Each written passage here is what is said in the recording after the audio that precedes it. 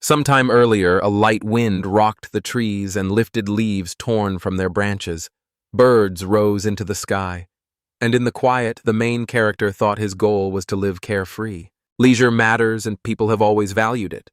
Aim to use 60 to 80% of your capacity most of the time, and reserve full effort for only about 10%. That approach is a waste of time. After working extremely hard, the hero finally earned a 16-day paid vacation, and to make the most of it, he went abroad and dined at a famous restaurant. The bus had been calmly following stone roads until a hole forced it off course. The driver carefully turned the wheel, and the man walking with a tablet staggered back and forth. Passers-by stop to look at the overturned bus that had broken through part of the stone road with its body. That was how the man's short life ended, or so he thought. After a while, the man who had just been hit by a bus looked up and saw the sun's rays filtering through the clouds. Everything felt disorienting, and he had no idea where he was, what was happening, or why he had woken up here, since he had just died crushed by a bus. Surrounded by clouds, he saw a solar halo appear before him, with a woman standing at its center, and the voice asking if he was awake likely belonged to her. The deceased soul wondered who stood before him, and the girl confirmed it herself, saying she was an observer watching over the galaxy. She was more commonly called the goddess. The soul asked why she was here.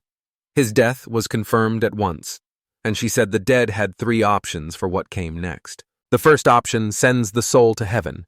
The second returns the soul to earth in a different body. The third option lets your soul be reborn in another world. The goddess was clearly in too much of a hurry, and the soul was confused, prompting some reflection. A voice in her head made the girl smile and nod, and being a little impatient, the deceased soul asked the goddess for permission to ask questions, which the goddess granted because the soul stood before a deity. The soul chose the third option to find out what other world awaited it. The goddess smiled and began her tale. Artoria offers a fantastic world rich in natural resources, with 108 treasure-filled labyrinths you can explore in groups for amazing adventures. At age 5, residents undergo a baptism that grants special abilities and blessings. Life is not smooth. The world is full of dangerous monsters and marked by class inequality. Hearing the goddess of the soul, I realized he had gone in his previous life to look for a new hobby. And if he reincarnated in the same world, he would probably find nothing. So the soul told the goddess he would go to another world. Opening her arms, the goddess smiled softly, accepted the deceased soul's choice, and said she could grant the soul any abilities or powers she desired. The soul refused the generous offer because a special power would bring needless conflict and envy and did not want it, but would not give up a healthy body, which surprised the goddess. After their conversation, the soul asked if the goddess always communicates with souls, and she replied that she rarely does. She was an exception. When she was 5, she saved a kitten that was her descendant, and the goddess wanted to thank the savior in person. After learning the story of the goddess of the soul, she observed that many are wrong to say pity does not help others, and smiled slightly, hoping he would not continue to hold that judgment. Reaching for the formless light that embodied the dead soul, the goddess wished her a happy, bright life. Later, the clouds cleared and the weather turned bright as sunlight bathed a small village and its farmland. Wind gently swayed the trees around a small stone house, whose windows were shut with wooden shutters. Inside, a man and a woman leaned over a child's bed. The pretty girl smiled broadly and said good morning to the baby in front of her, and told him how she felt, while the bearded man who said he was the child's father called his son cute. The boy stared with his mouth open at the new parents he met when he opened his eyes. A slightly inept and awkward smile spread across his face. Pleased by her son's awkward smile, Emrea folded her arms across her chest and asked Lark to hold him. Lark agreed and said his son would grow up as strong as he was. As the parents celebrated their son's behavior, he kept thinking he had woken up as a baby. It made sense, but not being able to control his body was very uncomfortable. A small house stood alone by a well-worn road, surrounded by forest, and the happy family's laughter could be heard. A deceased soul in this world was born as Owl. The baby's body follows its instincts. When hunger takes over, the baby cries without thinking. When tired or full, Owl falls asleep. Being a baby is not easy. The baby's mother was Empria, a beauty with an angelic face, and most mothers are probably the most beautiful, while his father was Lark, not very bright, but better than a tyrant. After a few days in a new body, Azul learned his family are farmers, and that a good harvest will let them live peacefully in the near future. He also learned that in Arturia, farmers are generally seen as poor. The most important thing was that the kid had just found out. One evening, the villagers were drawn by my mother's voice when she noted that it was already getting dark. Emrea held her hands out and said light, and a small snow-white ball appeared in her palms. A soul watched the parents with care as they smiled after a successful spell that now lit the whole house. That was the most important thing. There is magic in this world. At the head of the village, magicians appeared as men or women, wearing pointed hats and holding balls of magic. If they could not use magic, rebirth was pointless. Frowning and staring at the burning ball of light, a wool began to wonder how to activate magic and felt he must urgently try to conjure something. This needed to be considered. Using magic requires some kind of resource, but for now he did not need to know which kind. Feeling it inside your body was enough. Because of a strong, apparently intense thought process, the baby's body could not withstand the pressure, and the village immediately fell asleep. Later, the village had already made many disastrous mistakes. The moment he focused, he blacked out. Still, the body's main needs are sleep and food. The village refused to give up. Concentrating, he began to search for the resource needed to use magic, and he finally succeeded. A small lump of energy formed at the center of his stomach, and though tiny, the village felt it. Right then, the boy realized he could use the energy as magic by redirecting it. But one detail ruined the village's clever plan because his body was fighting sleep. Seasons passed, and winter turned to spring. 6 months had gone since he was born in the new world. But he had only eaten, slept, and practiced magic, and he wondered when he would grow up. Still, the practice paid off. Even though a soul cannot use magic, he has learned to feel it all over his body, and it wears him out. It is progress. This was the best time to practice. He decided to copy how his mother cast the light spell, focused, and silently recited it. The child's body couldn't handle the tension and reacted naturally, making the baby blush. A village mother smiled and came to help her son change his diaper. Nothing was expected to work out, and the boy did not think it would be easy. So since he had plenty of time, he decided to keep going and not give up. From morning through night, a girl tried to cast a light spell, but it never worked. The boy had no idea why he couldn't do anything. Deciding it was not worth repeating his mother's words, he pictured a brighter light like an LED lamp. That was close enough. He didn't have to copy his mother. He just needed to imagine how an object from his past life would perform the necessary actions. And I wondered whether he was the only one with that kind of cheating ability. It doesn't matter anymore, he could use magic now. The tool smiled happily and raised a small fist in victory. All the little village needed now was practice. With practice, their supply of magic would increase. When the baby pretended to move the cooler, a small storm began.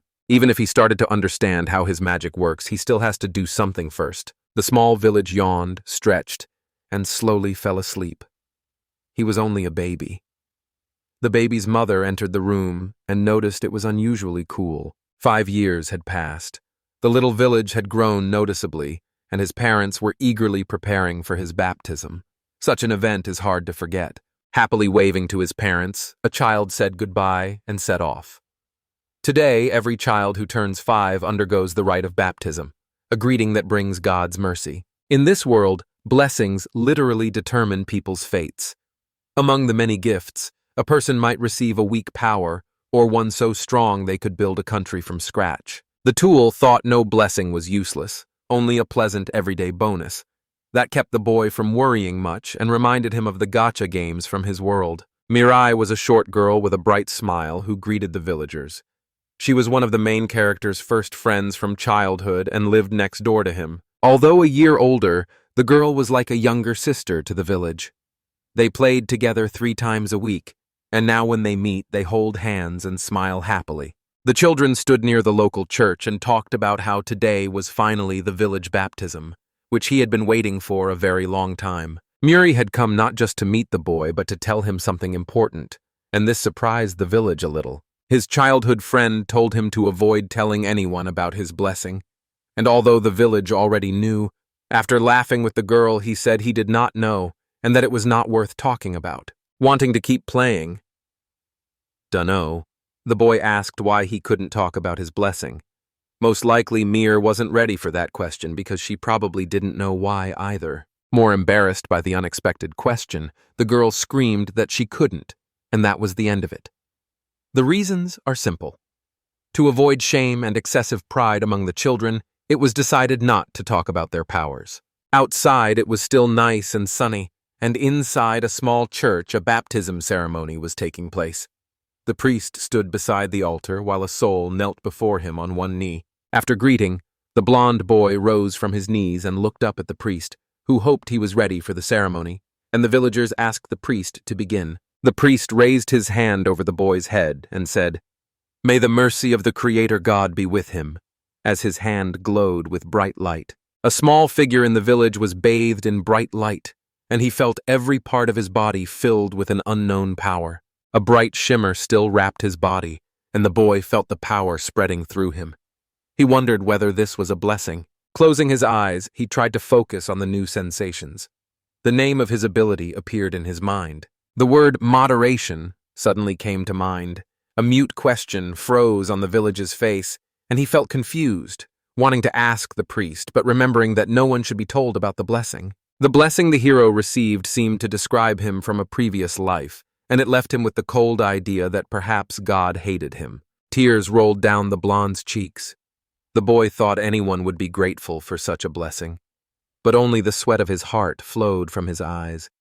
Only after years did he realize how useful his tears were. Returning home joyfully, he first told his parents that he had finally received his blessing. After greeting their son with smiles, the parents decided to cook a festive dinner to celebrate the joyful occasion. Lark crouched down, patted his son's cap, and told him to remember that every blessing is useful in its own way. His father laughed and said that whatever blessing his son received, he should be proud of the gift.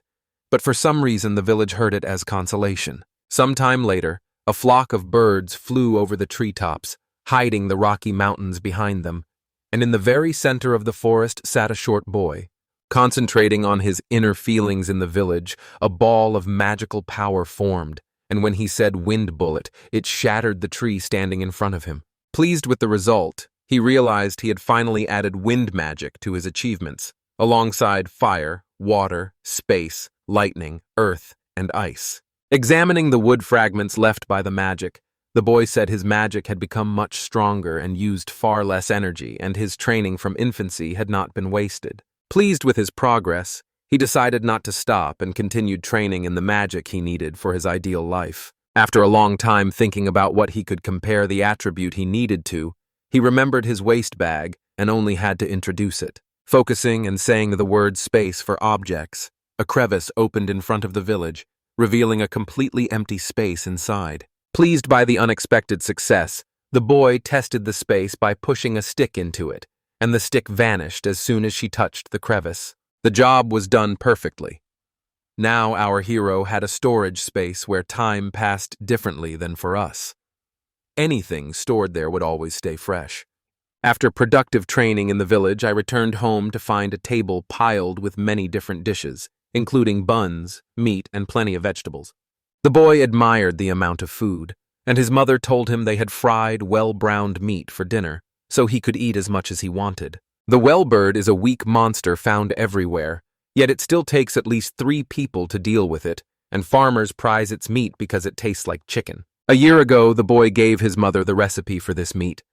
Recently, he asked if rolling the meat in breadcrumbs and frying it in oil would make it tastier, and his mother got it right on her first try. This world had no condiments like soy sauce. Only salt existed.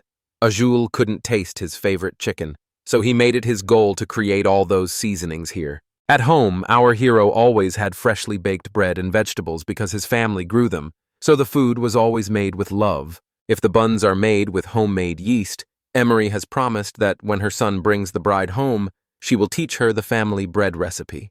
As they began eating, the father and son almost in unison praised the cooking of their wife and mother, which made her slightly embarrassed, and she offered to add some condiments. The village home had always been full of laughter and joy, and today was no different. After finishing the meal, the boy plopped down on the bed and wailed that even though he was still growing, it was worth knowing his size. If he could use magic to activate cells, remove malignant substances, and cure diseases, it would bring healing. The spell eased the heaviness and settled his stomach, like a soak in hot springs, and after that you could go to bed. The village never fully fell asleep. He overheard his parents talking anxiously about how this year could be very hard because of crop diseases. Outside the door, parents spoke in worried voices as they planned how to survive the winter. Anul's father decided to hunt monsters to earn money for the winter, a very dangerous plan. Emrea lowered her head anxiously and asked her husband what would happen to them if he did not return from hunting one day. The next morning, villagers went out into the fields and grew tired of their own thoughts. And children should not hear such talk, because it would leave them helpless, but that did not mean the boy would remain idle. Remembering yesterday's spell, the blonde decided to try it on wheat sprouts. After casting it, his whole body and the nearby sprouts were covered in a soft glow. Embarrassed by the name, the village decided there was no point in thinking about it. He was not sure he would succeed, but if it went well, he could earn money from it. A long-haired girl was walking along the path toward her friend's house, cheerfully humming to herself. Spotting Mireille's familiar silhouette, she called her name and stopped abruptly mid-sentence. Seeing what her friend was doing, the girl instinctively hid behind the house in awe and wondered if it was magic and how the village used it. Behind Mireille's house, she stared out in frustration and found herself wondering why Aldo used magic in her family's fields. With a sense of accomplishment, the village sank onto the soft fields that spread out joyfully. Even after healing Paul and his girlfriend's family, he was clearly tired and hungry. Memories of last night's dinner made us smile. Still, animal protein is necessary for a growing body, but many farmers can't afford it. These thoughts made the boy stand up. Sitting down, our hero again said he wanted to eat meat. Those thoughts will clearly lead to strange consequences. The beast, somewhat resembling a boar with odd mushrooms on its back, strolled slowly through the forest, unaware that a pair of tiny eyes watched it closely. Wild boars can grow up to 2 meters long. Their meat is tasty, but their main value is the mushrooms that grow on their head and back, which are considered a delicacy. Only thoughts of delicious meat filled the newborn hunter's tiny head, and he immediately decided his mother would be pleased with such prey even if he had to do the killing himself. Strategy is the most important part of hunting. Fire or lightning magic can't be used because they could burn the whole forest, and water or ice will spoil the meat's taste. Choose carefully. The choice was obvious. Using the windmill, a soul instantly killed its prey, which could only manage a long grunt. Pleased with the result, the boy chose wind magic for hunting, and as he approached his prey, he planned to cut the mushrooms first and then wash the blood with magic. The tool sighed heavily, surprised he had stayed calm after the incident, and simply decided he had adapted to the structure of his new world. At first glance, the boy could only estimate his prey's weight at about 500 kilos. He then wondered how he would explain to his mother that he had defeated a huge forest boar. Smiling to himself, the young hunter decided there was no point in hiding and he would just tell it like it is. The boy's optimism met a harsh reality. His mother gave him a withering look after the shocking news. A soul sat on his lap and listened to a lecture about how much his parents would worry if anything happened to him. Even his mother remembered how often she warned him to stay away from monsters. Emrea softened her anger to mercy, praised her son for honestly confessing his deed, and told him not to hide anything from now on. He should listen when his mother says a place is dangerous and not worth going to. Caught off guard by his mother's sudden change, Azul smiled guiltily, agreed with her, and asked her to forgive him. A smile spread across her face as Emrea touched her son's tiny nose with her fingertip and told him he had frightened her a lot and should not do that again. After finishing the educational talks, the woman pointed to the booty her son had brought and offered to take care of it. Once again, the table was piled high with food, but the main dish was wild boar, its juices running onto the plate. While enjoying the cooked dishes, someone noticed people had been honest about the mushroom's flavor. The mushroom soup was delicious, and the boar meat tasted good even without salt. At dinner, Lark brought up an important question about when his son learned to do magic. Caught off guard by his father's question, The soul simply said the skills had appeared the moment he received the blessing. The answer did not raise suspicion. Lark simply concluded his son had a blessing. He dismissed the question too quickly and told himself he had found an excuse for his magic. But the true nature of the blessing remained known only to him. Although the first question ended quickly, another line of questioning kept going. My father asked whether he liked magic and what he would use it for. These questions confused the whole village. He had never thought about why he needed magic, but he was determined to use it to get rich and live a carefree, happy life. Laughing at his son's answer, Lark apologized for the odd questions, then shifted to a more serious tone and asked him to remember. The man's face turned grave, and he said that if the village relies solely on force and uses it to hurt others, that is a wrong deed. His expression changed suddenly, and the big man smiled, admiring the cook's dinner again, while the village mother who joined the conversation asked to eat until the food was cold. The change simply made the boy take another bite of the deliciously cooked food. Night had fallen on the village, but the young hero's mind was full of worry that he was too absorbed in using magic and might one day go down the wrong path. Still, the soul was glad to be born into a loving family, because he had a strained relationship with his parents in his previous life, and it felt good to live in a caring home. Rolling onto his other side, the boy thought the goddess might have had a hand in it too, and an image of a smiling girl appeared in his head, demanding more gratitude. Before long, the parents were proved right. A disease struck every field in the village and left many farmers without crops. The disaster did not affect only Azul and his girlfriend Mishur's family. Though the village still practices magic, remember he is a farmer, and it's time for him to learn farm life so he can grow seasonings in his field. He closed his eyes, smiling at pleasant memories, and pictured making soy sauce, miso paste, and, above all, sugar. One day, eager to grow sugar beet or sugar cane, the villager told his parents he wanted his own field. She thought about her son's request and remembered the unfinished garden, so the boy eagerly asked to use it and thanked her with a smile after she gave permission. At first, the boy burned with unhealthy enthusiasm, but the sight of the abandoned garden quickly deflated him. After looking over the work, the boy felt resentful and decided this was no place for a 5-year-old to grow, but he thought his mother probably did not expect him to take it seriously. Steeling himself and deciding it was too soon to lose heart, he recalled that moments like this were meant for magic, and a wind cutter sprang into action with a thin blade slicing the tall grass. Then more impressive spells took effect, with levitation almost uprooting trees and an earth tremor removing unnecessary irregularities. After a while, the village sank back, breathed hard, and looked around, content with what he had achieved during that time. The boy collapsed to the ground, crying that he was exhausted.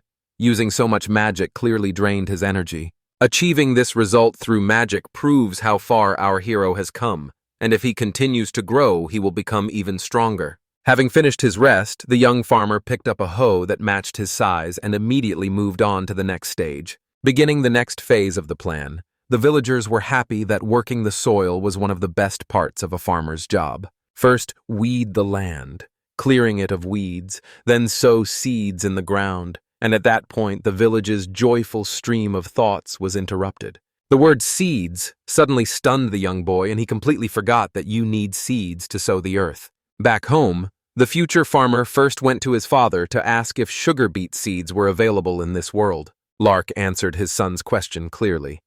The seeds were well known, but no farmer in the kingdom could grow them. The boy was surprised. After hearing his father's answer, he grew upset because his plan was already starting to fail. He hadn't even tried to start. Noticing his only son's disappointment, Lark told Tom that traders from another country would soon arrive, and Tom might be able to find the seeds. Those words restored hope to the young heart. Merchants can help, and if they do not have seeds now, the village can ask them to extract and bring some next time. His father immediately warned him that the goods sold by such merchants are often expensive and they might not be able to afford them, but the boy kept going because he went there not only for seeds, but also to hear adventure stories. Patting his flighty son on the head, Lark said he would go with him to the merchants. Night fell on the village. The next day, the lively villagers decided that not having money did not stop him from finding something to trade for seeds. Merchants prized nuts, medicinal herbs, and mushrooms from wild boars, But his goal today was different. The village, however, loves meat very much. The tree deer is a deer-like monster that ranks highest in its forest, and its horns are used to make medicine and are very valuable. A figure stood in the middle of the forest and used detection magic from beneath the village.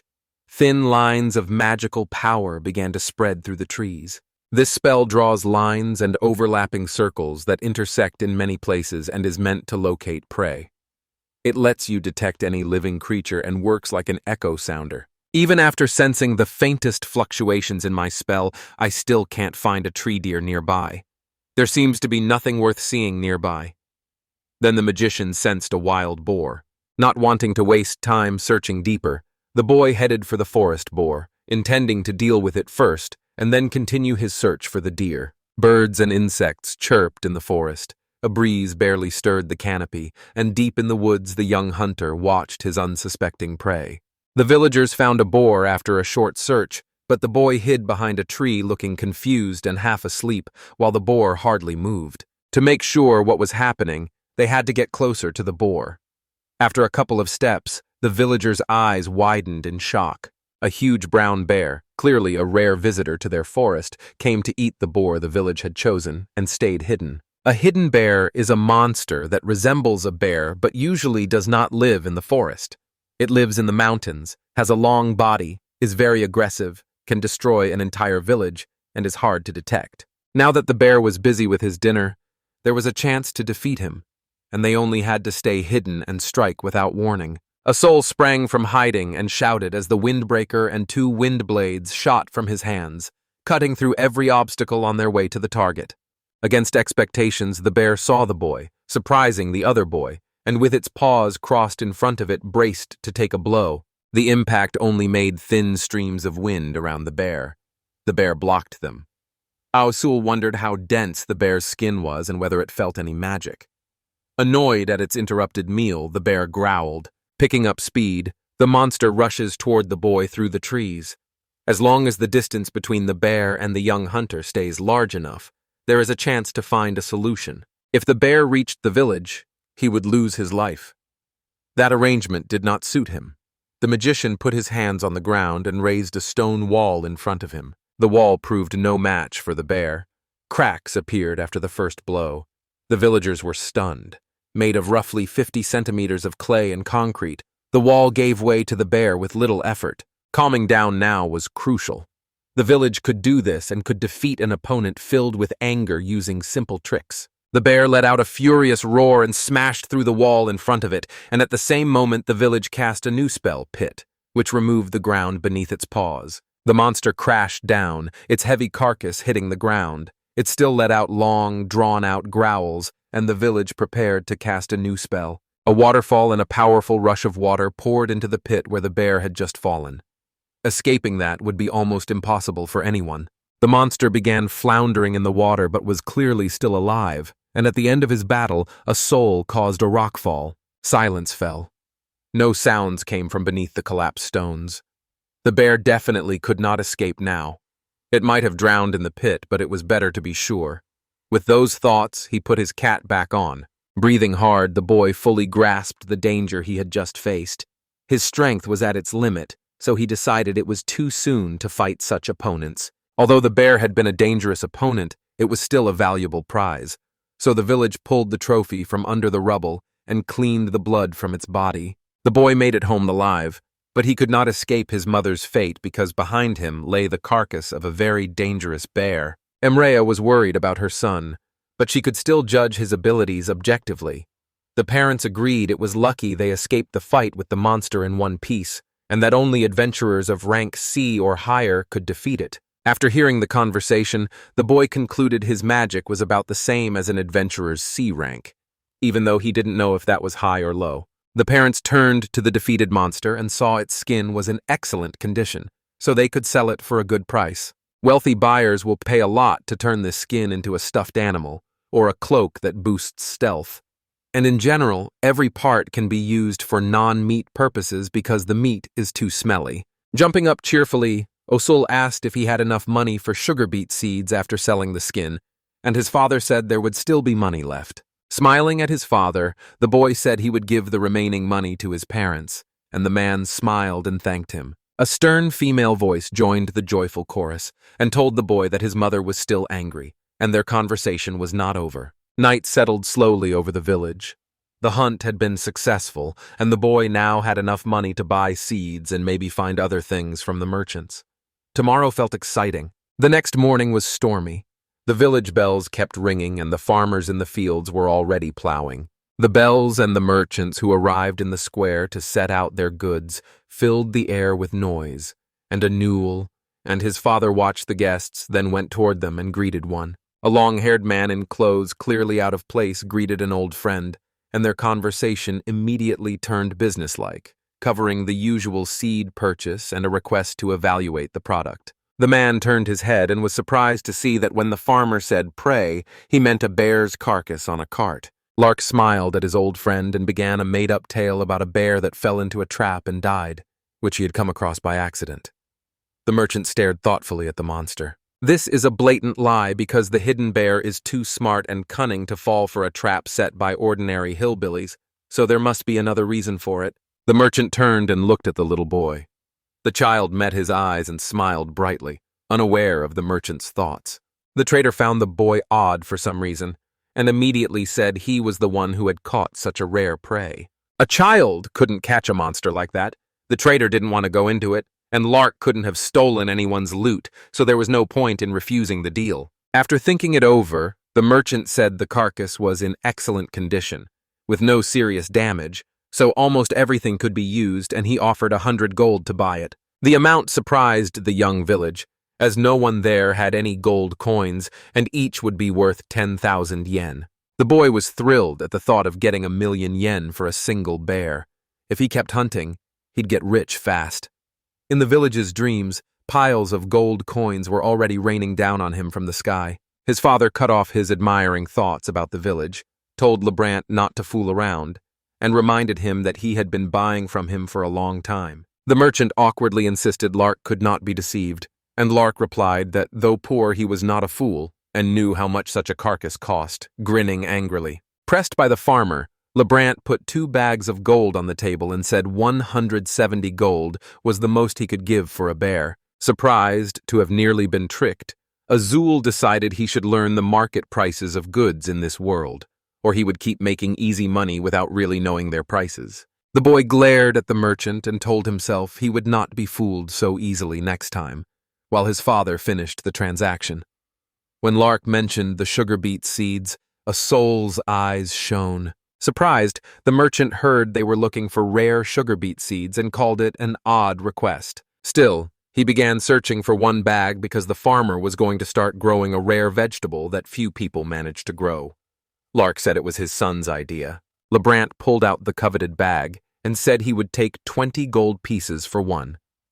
It was expensive, but the village that wanted it had already disappeared from this world, and Lark and the merchant kept inspecting the goods. After a moment's thought, the man asked his son if he wanted anything else, and immediately heard that he needed a knife. A hunter needs a knife for cutting animals, skinning, cooking, and for self-defense if the village runs out of magic. Lark paled slightly and said his wife would be very upset if he bought it, picturing the consequences in vivid color. But his son's shining eyes were weapons of mass destruction. Lebrant held the merchant in a firm grip and immediately offered his customers several knife options that would suit them. Unable to choose a village, he announced he wanted everything. His father was surprised, but the son's sparkling gaze stopped him from refusing. One condition of the purchase was not to tell his wife about it, but she had a terrible temper and both men in the family had learned that the hard way. After buying the knives, the boy's father said he still needed to talk with the merchant, who then suggested the young farmer look around more. Walking among the gathered people and inspecting the goods, he stopped when one item caught his eye. Clearly surprised, he had not expected to find it here. Surprised by the goods, the villager's cheeks flushed with happiness and excitement. That was how the trip to the merchant's square ended. Both the pouch and the clay pot were filled to the brim. It was clearly soybeans mixed with yeast. For some reason, the merchant gave the yeast away for free, and I should thank him. Now I can make soy sauce and miso. Ool closed his eyes and thought the highlight of today's program was sugar bee, and, unable to hold back his feelings, he said it aloud. Sugar is very expensive in this world, and how it is made is a closely guarded secret. Farmers can only dream of it. The boy chuckled, remembering that even Lebrant did not have it for sale.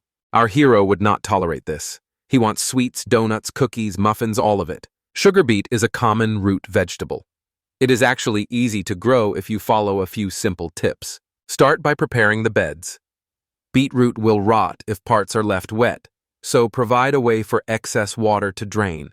Both surface water and groundwater can cause problems. Beets don't tolerate acidic soil, so use rice husks and shells as fertilizer.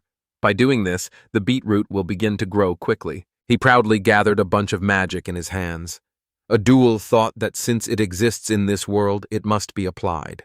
Using magic to accelerate growth, a stool pointed his hand towards the plowed beds, cast a spell, and a cloud of magic began to spread through the whole garden. At first, small sprouts pushed up from the ground and grew to medium size. The spell worked. Beetroot has taken root well in this land.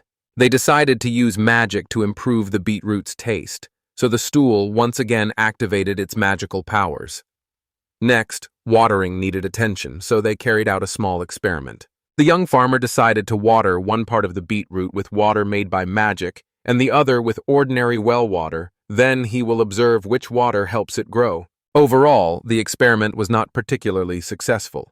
Heavy use of magic hinders growth, but combining magic with conventional methods improves results. Someday, the village will be able to make high-quality sugar. And thinking of sweet desserts, his face lit with a blissful smile as salvation flowed from his mouth. That evening, the whole farming family rejoiced at the money they had earned from the bear because it would help them survive the winter. After the happy news about the money, Lark asked his son whether he had enjoyed the trip to the merchants, and the boy immediately agreed and told his mother what he had bought. After the story, the village mother kept asking why her son had bought more than just the seed, her eyes glinting with suspicion. The boy went pale under the pressure and mumbled weak, failed excuses, but his father, with grim determination, handed his son over while telling his wife about buying 4 knives. His father had neither the ability to stay silent nor, it seemed, the ability to think.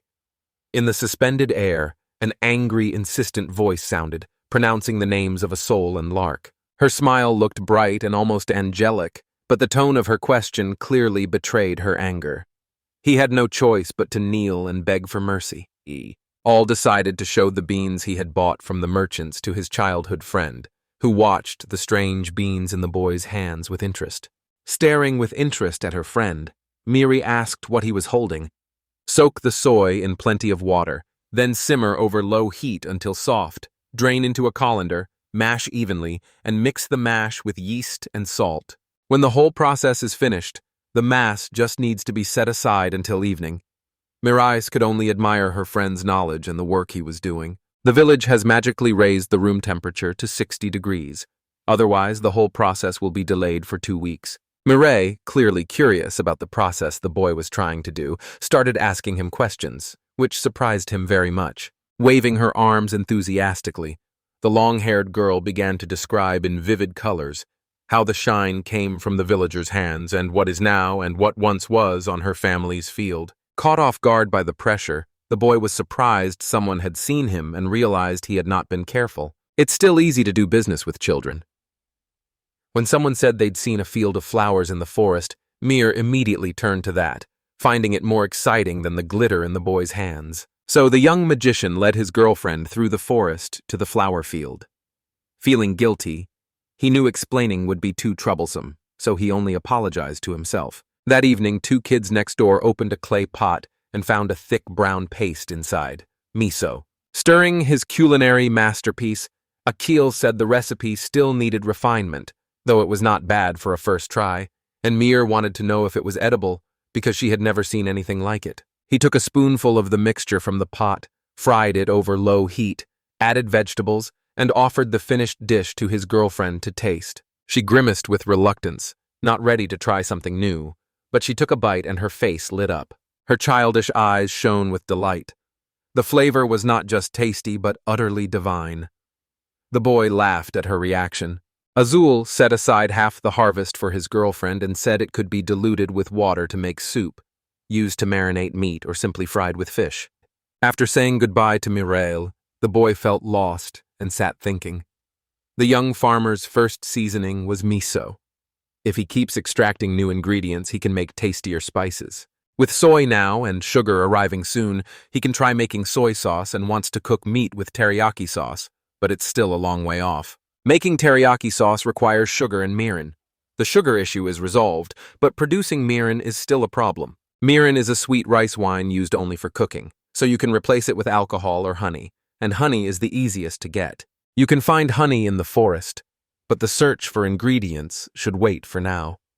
Night fell on the village, but the village set goals for itself and will not stop there. The morning that came seemed no different from the usual. More precisely, it only seemed so. Everyone went downstairs, sleepily rubbing his eyes, and wished the others a good morning. His mother greeted him in an oddly joyful voice, her face beaming with happiness, though there was an unhealthy gleam in her eyes, and his father looked a little strange. Seeing his mother had slept very well today, the boy told her that his early bedtime was what had helped her so much. Recently, Emre has been insisting her son go to bed earlier. He really does look very tired. Compared with him, his mother looks even more beautiful. It might be the new makeup. The tired father who flashed at the table responded eloquently. The cosmetics option had to be dropped because the house didn't even have a bathtub. Bath felt like a crushing weight on the boy's shoulders. After finishing all the morning procedures and the gathering, a stool enthusiastically planned to build a bath during the day. It was odd that the idea of building a bath hadn't occurred to Azul earlier. Perhaps no one in the village had one. Still, a clear plan was needed to build it. They chose a tree as the base and wanted the bathtub larger and more comfortable than usual.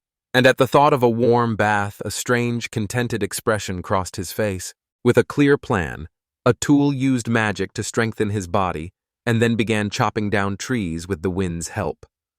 Dig a hole using earth magic, build the main frame, then the walls and ceiling. After all the work, the bath was ready and it was a success. The tub was roomy without being too large.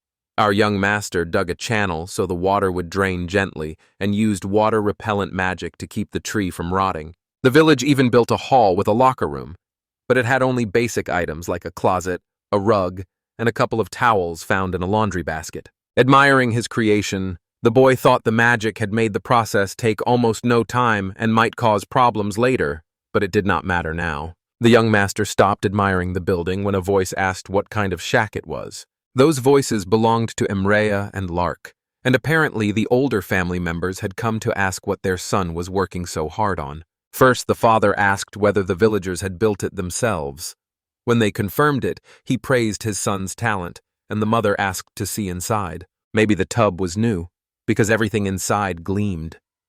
Lark immediately recognized it as a bathtub. The boy only confirmed his father's guesses by saying the Holy Father had told him about it. After putting his parents out the door of the shack and saying he finally wanted to take a bath, he coolly immersed his baby body in warm water. Warm, steaming water made the boy feel reborn, and he had no regret about the time he had spent. An admiring voice interrupted his solitude. Lark and Emrea stepped into the tub, admiring its luxury and regretting they had never imagined that working on a farm could let them visit a place like this. His parents' appearance made the boy very surprised. He asked why they had undressed and assumed they planned to join him in the bathroom. Their unconvincing indignation did not stop the two adults, and claiming to be one family, they went into the bathroom with their outraged son, and afterward nearly all the hot water was gone. Relaxing in the warm water, Lark said the bath was just something that made all his fatigue drain away, and Emrea supported him, saying it would be good to take her every day. She turned to her son and asked the question. Her voice sounded a little threatening, and the smile on her face made it worse. The boy tensed. Panic froze in the boy's eyes. His mother's smile was chilling, and the remark made it clear no one had forgotten the hunt for the hidden bear. To avoid any damage, I had to say that if his parents want, they can have bath days occasionally. She had already smiled very sweetly at his son. Maria said that he and his father love him very much. Those words made the boy blush. Near nightfall, he returned home completely exhausted and slightly overheated from the bath, his face still red like a ripe tomato. The boy was exhausted and already lying in bed, but his parents seemed to have found another burst of energy and kept exchanging sweet phrases. Imakria wished her son good night and asked him to fall asleep quickly. He replied that he was already sleepy after his bath. The next morning felt a little unusual again. Emrea's face glowed with happiness, but her skin looked even smoother. The troll started to think he might be missing something good happening without him, but seeing a tired father made him doubt it. In the forest by the village, a white-haired boy watched the scurrying insects with clear interest. It was unmistakable. They were bees. When the boy realized it, his face showed a strange mix of feelings, mostly happy but clearly displeased. Finally, he found them. That explained the slight dissatisfaction. The search for bees had taken a long time before a hive was found. A hive meant there would be honey.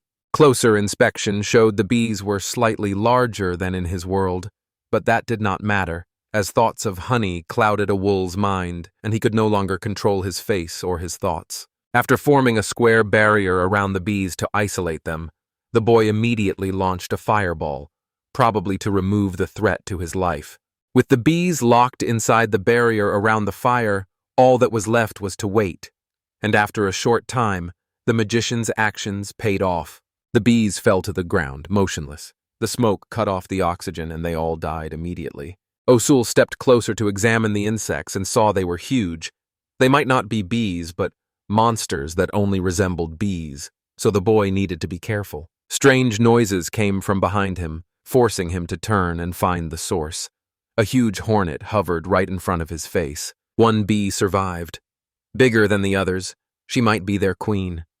The boy watched the insect in front of him with fear, then let his guard down. The bee hovered a little longer, and when it started to lose strength, drifted down with smooth movements, making the boy's heart clench. All this had been done just for honey, and now he felt like a monster. The village did not expect it. A faint call for help rang in his head, making his eyes widen involuntarily. He looked at the weakened queen bee with a touch of guilt, and wondered if she was trying to tell him something. His conscience had already spoken. But you must fight the strong, not the weak. Guided by his conscience, a soul used healing magic. At first the bee fluttered its wings hesitantly, then rose and circled the boy as if to thank him. Smiling at the flying insect, the young magician felt relieved that she was better, since he had caused what happened to her. To the boy's surprise, the bee landed gently on his shoulder, clearly intent on continuing its journey only by doing so. After watching the insect, a soul gently asked what her actions meant and whether she wanted to go with him, and the insect actively nodded its muzzle. The wolf touched his chin and thought it over. If his mom sees a bee, she will likely get mad again. But if he offers something, she might not get mad. After looking at the bee, the boy said that if she produced honey now and then, she could go with him. Nodding more eagerly at the request, he thanked his new companion, saying she was now his familiar, and he was glad to meet her. For some reason, a sudden trust formed between them. Amul looked at his new companion and wondered what to name her. The queen bee remains the queen bee. He abruptly chose a new name and told the bee she would be called Queen from now on. The villagers responded by waving their wings joyfully. After lingering a little longer where he had met a new friend, the boy decided to resume his hunt. The village had never seen a boar this healthy. In front of him stood one with strange crystals growing on it, and its whole body covered in odd scars and cuts. That was definitely a monster, but monsters don't live in this forest. It probably came down from the mountains in search of food. That wasn't important. We need to come up with a strategy. Awul was distracted from his thoughts by his new companion, who began to flap her wings, and the boy, taking this as a question about what he was doing, said he was thinking about how to catch that boar. Quinn dropped into a fighting stance, and when asked if she wanted to help, she rushed straight to the front at incredible speed, ignoring the village. Quinn moved so fast he tricked the boar, and with one swift, precise motion forced it to make an unintelligible, pain-filled sound. Each movement made the queen faster, and her blows on the boar grew more precise and apparently more painful. After a long series of powerful blows, the boar finally fell to the ground, and the bee hovered above it with wings lifted in victory. And she could not speak, but her pose plainly said, "See what I can do." Joyfully running to meet her companion, a soul praised and thanked her because what she had done was truly amazing. The boy's smile grew as he kept praising Quinn, who enjoyed the compliments, but now Quinn had to drag this boar home. He finally reached home and placed his new prey on the empty space in front of the doors. The village heard from his father that he had surprised them again with his exploits. In the past, ferocious monsters lived in the forest thicket and troubled the villagers, so they hired adventurers. The boy's father said the man probably came from the mountain and was very glad his son had returned unharmed. Amrea had already started scolding her son for his reckless behavior, but her face went pale when she noticed something else was troubling her. For example, a huge bee flew behind the embarrassed villagers and looked like a daughter-in-law who clearly was not expected in this house. The boy looked at this pale mother and said she was his familiar and did no harm to people, adding that the queen herself had defeated the monster. They decided to come in with Trump so the mother would not have a chance to refuse to leave the bee. A soul mentioned his familiar promise that she would make honey for us. Emery's face lit up at those words. The whole family clearly loves sweets. So after hearing a promise to make honey, my mother immediately welcomed a new companion into the house. That was a bit confusing. The reception was a little strange, but Azul was clearly glad his new friend was not exposed, and Quinn was pleased with the outcome. It was a small task to build a house for the new tenant.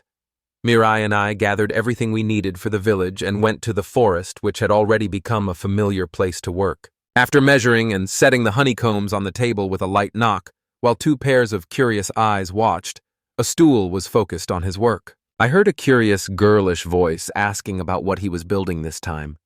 He said it was a hive where bees live and make a thick liquid stored in a pot. Mari dipped her finger into the substance, tasted it, and smiled as the sweetness spread across her mouth. As the queen bee, she could subdue other bee species, so many hives formed, and the bees made honey and protected the residents from monsters, while mixing different honeys only made it tastier. After placing the hives on the ground, someone was clearly pleased with his work and already looked forward to what he could make from the honey extracted from the queen hive. The boy decided to cook raw ham with honey from the queen, and his friends cheered as he got to work. They chose pancetta from the many types of cured ham, and even though Azul mentioned it, his two companions had no idea what it was.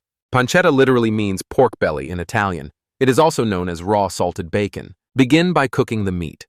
Cut the brisket into strips, marinate it for a week, and let it wilt for 2 to 3 months. The key to a good brisket is the marinade, samri, made from water, salt, honey, onion, and garlic. Mix all the ingredients in a saucepan, bring to a boil, then let the mixture cool. The honey from Queen makes the marinade special. Mireille learned she would have to wait until the new dish was ready and felt annoyed that they would not try it today. Smiling guiltily, Awul apologized and promised he would cook plenty for the winter. After marinating the brisket in the pan, they placed it in a barrier and put a cooler over it to let it dry completely. O'Neill and Mirai then said goodbye. The boy sat on the ground, smiling at the thought that he would now always have honey within reach and could eat brisket on New Year's Eve, all thanks to the queen. Life in the village is slow and carefree, and soon it will be time to harvest the sugar beet. Once the beetroot is harvested, the boy will have honey and sugar. Sweets will no longer feel like an impossible dream, and the day he can eat them is getting closer. Finally, it's time for the sugar beet harvest. Awul was already hopeful in his kitchen, and together with Quinn was preparing to make sugar. Start by peeling the beetroot to remove its thick skin and cutting it into roughly 1 centimeter cubes. Then put the pieces into water heated to 70 degrees. Wrap the pan in a thick cloth and let it sit for about an hour. Then remove all the pieces and put the pan back on the heat to continue cooking the juice. Simmer the juice for about an hour, skimming off any foam, and when it becomes syrupy, lower the heat and keep cooking. When the mixture turns white, extinguish the flame and keep stirring the adhesive until it hardens. Put the results of all actions on a dry plate, and everything will be ready. The result fell short of the village's expectations, but not everything is perfect on the first try, and after tasting it, the boy was sure it was sugar, though it still had many impurities and the sweetness was weak. Curious whether magic could purify sugar, the young chef began to picture how it would work and what it would look like. I pictured a washing machine after thinking about it. Use the magic of water. Picture the drum turning. During extraction, the sugar pieces lying on the plate were swept up by the water vortex. The vortex kept swirling, and it was already clear that the excess impurities were disappearing. It pulled moisture from the sugar and left 2 piles. The sugar came out perfect, with a snow-white color that looked like a snow-covered mountain and a taste that was exactly right. A good sugar beet harvest gave the village plenty of work extracting sugar, and the days passed quickly. In his secluded corner where his odd workshop stood, a pile of clay pots grew on an empty lot beside a small house. Each jar held sugar, and as the villagers prepared them, the flavor grew richer and brighter. Those supplies will be enough for him until next year. Once winter ends, more beets should be planted because there are seeds left. With the seeds he has, he can harvest 2 or 3 more times. With sugar and honey, the village had everything it needed to make sweets, and he smiled because he was one step closer to his dream. The young chef decided to start cooking and got to work. He chose something simple to begin with. I kneaded the dough and lit the oven. Sometime later, Newell ran to his parents, eager to treat them to his cooking. He did not say what he had made, only that he really wanted to please them. Moved, the parents were delighted to hear those words from their son and hugged him warmly. Indeed, their son was a truly wonderful boy. Surprised to be holding small round dough treats, the happy parents were eager to try what their son had cooked. They brought the rounds to their mouths and bit down together, hearing a crunch. Both parents were amazed by what they had just tried and turned to their son with sparkling eyes, but his mother seemed a little confused when she called him a boy. The woman's face looked happy, but something about it was slightly frightening, and when asked what it was, anyone would immediately say it was a cookie. Smiling, Emrea asked her son if that was all he had prepared, and he said he wanted to sell some of it to Mr. Lebrand. The woman's frightened scream warned that this could not be done, otherwise there would be a fierce battle. The mother kept shamelessly stuffing small rounds of dough into her mouth and told her son she'd take care of the rest of the cookies, and Sue felt a little upset. Emrea wanted to know how her son had found the recipe, but the boy, smiling awkwardly, lied that it came from his blessing and that he must show proper respect to the goddess. The cookie basket emptied quickly, and hopes of selling them disappeared just as fast. All 50 cookies Aul cooked were eaten by his mother. He hadn't fully appreciated how much women love sweets. Mom seems happy now, but the memories still make me a little worried. At last, the merchants returned to the village. The boy decided to show Lebrant what he could make from sugar beet and what he'd bought from him before. That should interest the merchant. Lebrant held a handful of sugar in his palm and said he had never seen sugar so white, but he immediately understood everything about honey. Esol did not know that those he killed in the forest were killer bees, but his basic idea was correct. Lebrant went straight into trader mode and asked how much his new colleague would sell. The quick answer was about 20 cans of sugar and 10 barrels of honey. A faint business smile crossed the merchant's face as he cheerfully said he would buy everything the boy had just offered, which was unexpected. Lebrant named his prices, 5 gold pieces for sugar and 4 for honey, and added he would pay an extra 5 silver coins for the sugar's quality. Andal, surprised by the price, sank back into dreams of unimaginable riches, converting gold coins into the currency of his former life. Suddenly the boy pulled himself together, fixed his gaze on the merchant, and asked if the merchant was joking, and the abrupt change surprised the man. Smiling awkwardly and shrugging, Lebrant noted that Lark's son could not be fooled and raised the fee for honey and sugar. Pleased with the results, the village learned an effective way to influence the merchant, even though Lebrand had been a good man since he came to the village and should be grateful for the product. To thank the man for the successful deal, the boy handed him a small basket and said it was a little bonus for their cooperation. The merchant saw something unclear and immediately decided to find out what it was. The villagers said there was no point in hiding and that they were cookies he had made with sugar. When he bit one, it crunched. The taste was unexpectedly sweet, triggering a wave of surprise. The merchant first asked if the boy had baked it himself, and the boy quickly confirmed he had. The village barely reacted to his honest answer, leaving people slightly confused. He was clearly unprepared for such a sudden change in behavior. The Brant was a good merchant and told his new partner he would pay 1 gold piece for every basket of those cookies if any were left. The price stunned the boy. He knew honey and sugar were expensive, but charging that much for a single cookie felt excessive. Awkwardly smiling, the ghoul said he had only 1 basket left, and then received a quick offer to buy it and a request to wait briefly while they counted. To avoid bothering the merchant with calculations, the boy quickly gave the final price. He had worked out his profit so often that it would be odd if he did not know what he would get. The Brant's strained smile was so obvious the young merchant had to ask questions. Handing the boy a heavy bag of gold, the man got straight to the point and asked whether the boy wanted to work for him when he grew up. Surprised by the proposal, the boy said he couldn't even imagine it, since he was only a poor farmer, offering a brief, graceful refusal. The man in the hat watched the village fade behind him and thought that no matter how hard he tried, a poor farmer cannot earn 230 gold from a single sale. The man was certain the child would face many difficulties ahead. A small accident happened one day. Mir became ill and stayed in bed with a fever for some time, and a tool sat on a chair beside her. Clearly feverish, the girl kept apologizing that her friend had to sit with him, and the boy did not mind, since his girlfriend's parents had gone into the field, and he could not leave her alone in that condition. With compassion, a soul looked at his once joyful, overly anemone girlfriend and advised her to rest more and drink more water, and she only agreed quietly. Time passed slowly as the sun kept moving across the sky.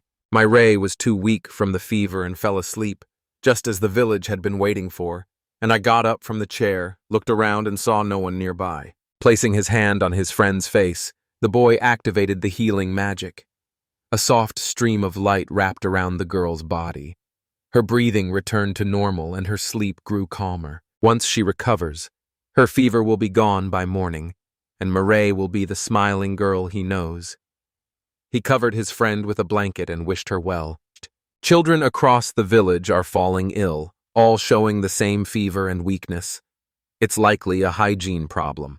Adults with at least some magic left can purify themselves. To solve this problem without using magic, you need soap. But in this world, soap is expensive, completely ineffective, and smelly because it is made of fat. The next day, the village set a bold plan to make soap, and Quinn followed him wherever he went. The boy wanted to make soap more pleasant, so he considered adding flowers, but did not know which ones existed and wished someone could advise him. Then his gaze fell on the queens, and he found them. Someone can explain the flowers to him. The one who understands them better than anyone is a queen. With his familiar's help, I will plant a beautiful tree with snow-white flowers, and he immediately recognized the flowers as camellia flowers. Not wanting to wait, the boy started gathering the seeds that had fallen to the ground. You can plant a couple of chameleon trees at home. Bees will like them, and your yard will come to life. Having gathered a whole bag of samples, he wiped the sweat from his forehead and smiled at the results of his work. About 2 to 3 kilograms of seeds are needed to make 1 liter of camellia oil.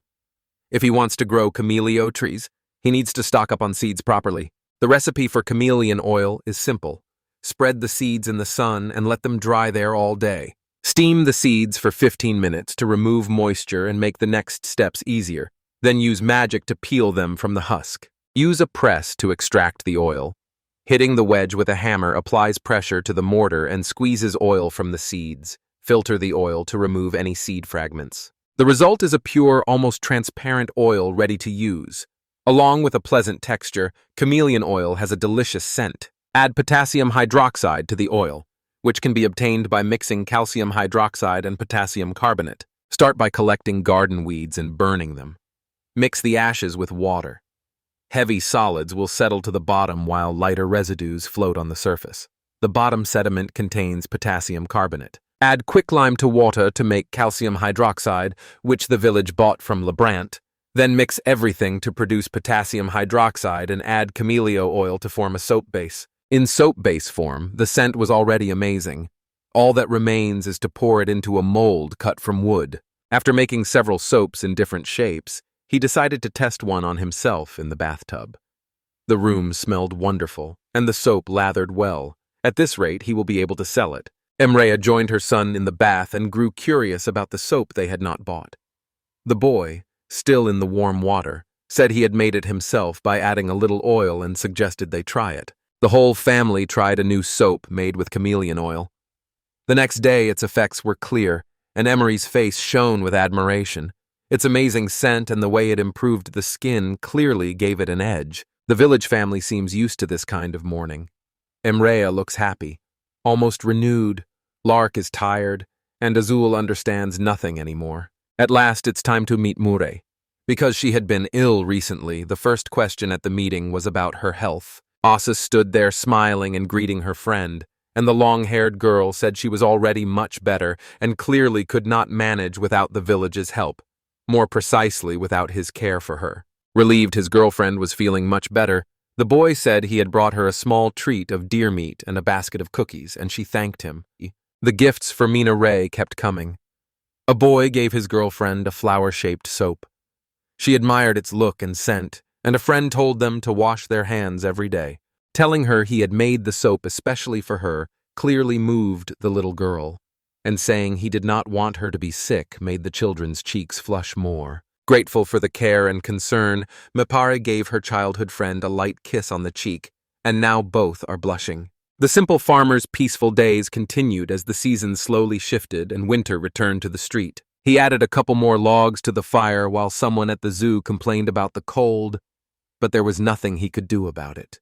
Winter had crept up on them unnoticed. Even as winter began, the trader's arrival season remained one of the noisiest times in the village, and Aucel went to the square alone, able to calmly greet Lebrant in person. After the merchant wished her supplier a good morning, they began discussing business. Apologizing for asking that only those goods be made, the supplier said the capital's nobility were addicted to them. The brand also warned his friend that many people wanted to know where he gets the goods, and so far, he has managed to hide the supplier. But if the ruling family comes to him, he cannot promise the same. Apologizing once more that his warnings were all he could offer in this situation, the man smiled awkwardly and got the same smile back. Everyone had always believed merchants only cared about themselves, but now Lebrand, who had handed him a bag of money, looked very tired. The situation was much harder than Lebrand had described to him. Not wanting to bother the merchant anymore, he said he would stop bringing him goods, since there would be nothing worth selling in winter, and he would return with something better in the spring. Lebrant laughed, saying he was doing it so his friend could get at least a little rest, and added that he still could not believe he was doing business with such a youngster. With that, the two said goodbye. Evening came, but life in the village house did not slow down, and the boy had many ideas he wanted to try before spring, starting with making soy sauce and miso paste. By today's standards, the boy can reproduce only about 60% of the recipes and has not yet fully mastered cooking, but he learns by trial and error. If the village was going to cook all this, the main dish should be chicken in teriyaki sauce with miso soup. So dressed in warm clothes, the village went hunting for a snowbird. These creatures can reach 50 centimeters in length, and in the footage their wings span up to 1 meter. True to their name, their feathers are pure white. Still, the village loved meat. The thought that even in winter, when most animals hibernate, he could eat delicious meat and share it with Mirai made him smile. The snow kept falling in large flakes to the ground, and the boy thought that he had not met a single monster along the way. He wondered if it was because of winter, and at least it was very beautiful because of her. The activated detection spell suddenly signaled someone nearby, and a stool hiding behind a tree peered out to look around. Before him stood a snow-white bird with delicate, graceful contours, and he couldn't help admiring it. After looking at it, the boy completely forgot about his goal, because the snowbird in front of him was clearly bigger than he had been told. Suddenly words rang in the boy's head, telling him his presence was already known, so there was no point in hiding anymore. He couldn't tell if it was his imagination, or the bird was really talking to him, and he had no idea who she was, while the whole situation reminded me of something the village paid no attention to. Beside a large bird stood the village. A tool looked at the bird, smiled, greeted it, and then gave his name. It was winter, so the village was dressed warmly and snowballs were falling from the sky. The bird looked over the village and smiled. She then told him that the village had a very interesting, polite boy. It was the first time she had met such a person. Her soul believed that intelligent beings really exist. The birds spread their wings and began to flap their heads. Each had a tuft on its head. A powerful aura appeared around the bird. At that moment, a soul felt how much stronger the bird was than him. Atul frowned and worried that if he did anything wrong, the bird could deal with him in a moment. The bird smiled and said she felt the village's anxiety, but he had nothing to worry about. In the snow among the lush trees stood Atul and a bird. The villagers guessed the bird was probably called Snowy. The bird looked at them and said they were wrong and that she represented the Luca. The villagers began to think about where the bird had come from. The village's face flushed a little. He smiled nervously and said the bird was probably a legend, a mythical creature. The bird looked at the village and said they were right. She was one of them. Sweat ran down Ahul's face as he smiled nervously, thinking he was lucky not to have attacked the bird. Then the Ahul told the bird he had guessed it right away. Atul raised his hand, stepped aside, and smiled to show he was leaving and did not mean to bother the bird anymore. The bird closed its eyes. Atul began to leave, then he stopped abruptly and grew nervous when the bird turned to him and asked him to stop. Snow kept falling on the ground and on the branches of the trees. Sweat ran down Asul's face as he turned to the bird and nervously offered to help, and the bird looked toward the village and said she sensed a power there beyond his years, and that he needed to learn more about himself. Opening its wings again, the bird said it was interested in the village and would watch it closely from then on. Atul stood to the side, his face reddened and his mouth opened in surprise. A mouth opened on the village's face, and it began shouting nervously, demanding the bird explain its words. The bird eyed the village and said the village might have objections. The village began to sweat even more. Atul bowed his head and said the bird could do whatever he wanted. He was nothing out of the ordinary. The bird lifted his head and said he would decide for himself. Snow kept falling on the ground and on the tree branches. The bird spread its wings and said it needed to make itself smaller so it would not attract attention, and that the village should give it a cute name, while a fool smiled, thinking the bird was very excited. Atul smiled nervously and said he could give the bird the name Haku. The bird looked at the village thoughtfully. They were silent for a while. Then the bird lifted its head and laughed, saying the village had come up with a good name. The bird shrank several times, landed on the village's shoulder, looked at the village and said, the village should call him Haku from now on, and a soul watched the bird in embarrassment. Then the villagers offered to go home. The bird smiled and said she couldn't wait to see what the human children were doing. The tool put the bird on his shoulder and they left. He looked at the bird and said the bird might be enjoying itself, but Hakus should not speak in front of others. Hakus replied that he understood everything and would behave like an ordinary bird around other people. At home, Alu and Haku were together when the village warned the household that he was back. A large bee approached the Hakak and glared at him menacingly. Haku stared at the bee in fright, sweat dripping down his head. The bee flew up to the village and said he should explain who had come with him. Akul began to wave his hands nervously and said the bee had misunderstood everything. After a while, Haku approached the bee and they stared at each other, the bee glaring at him, and a soul who saw it was surprised.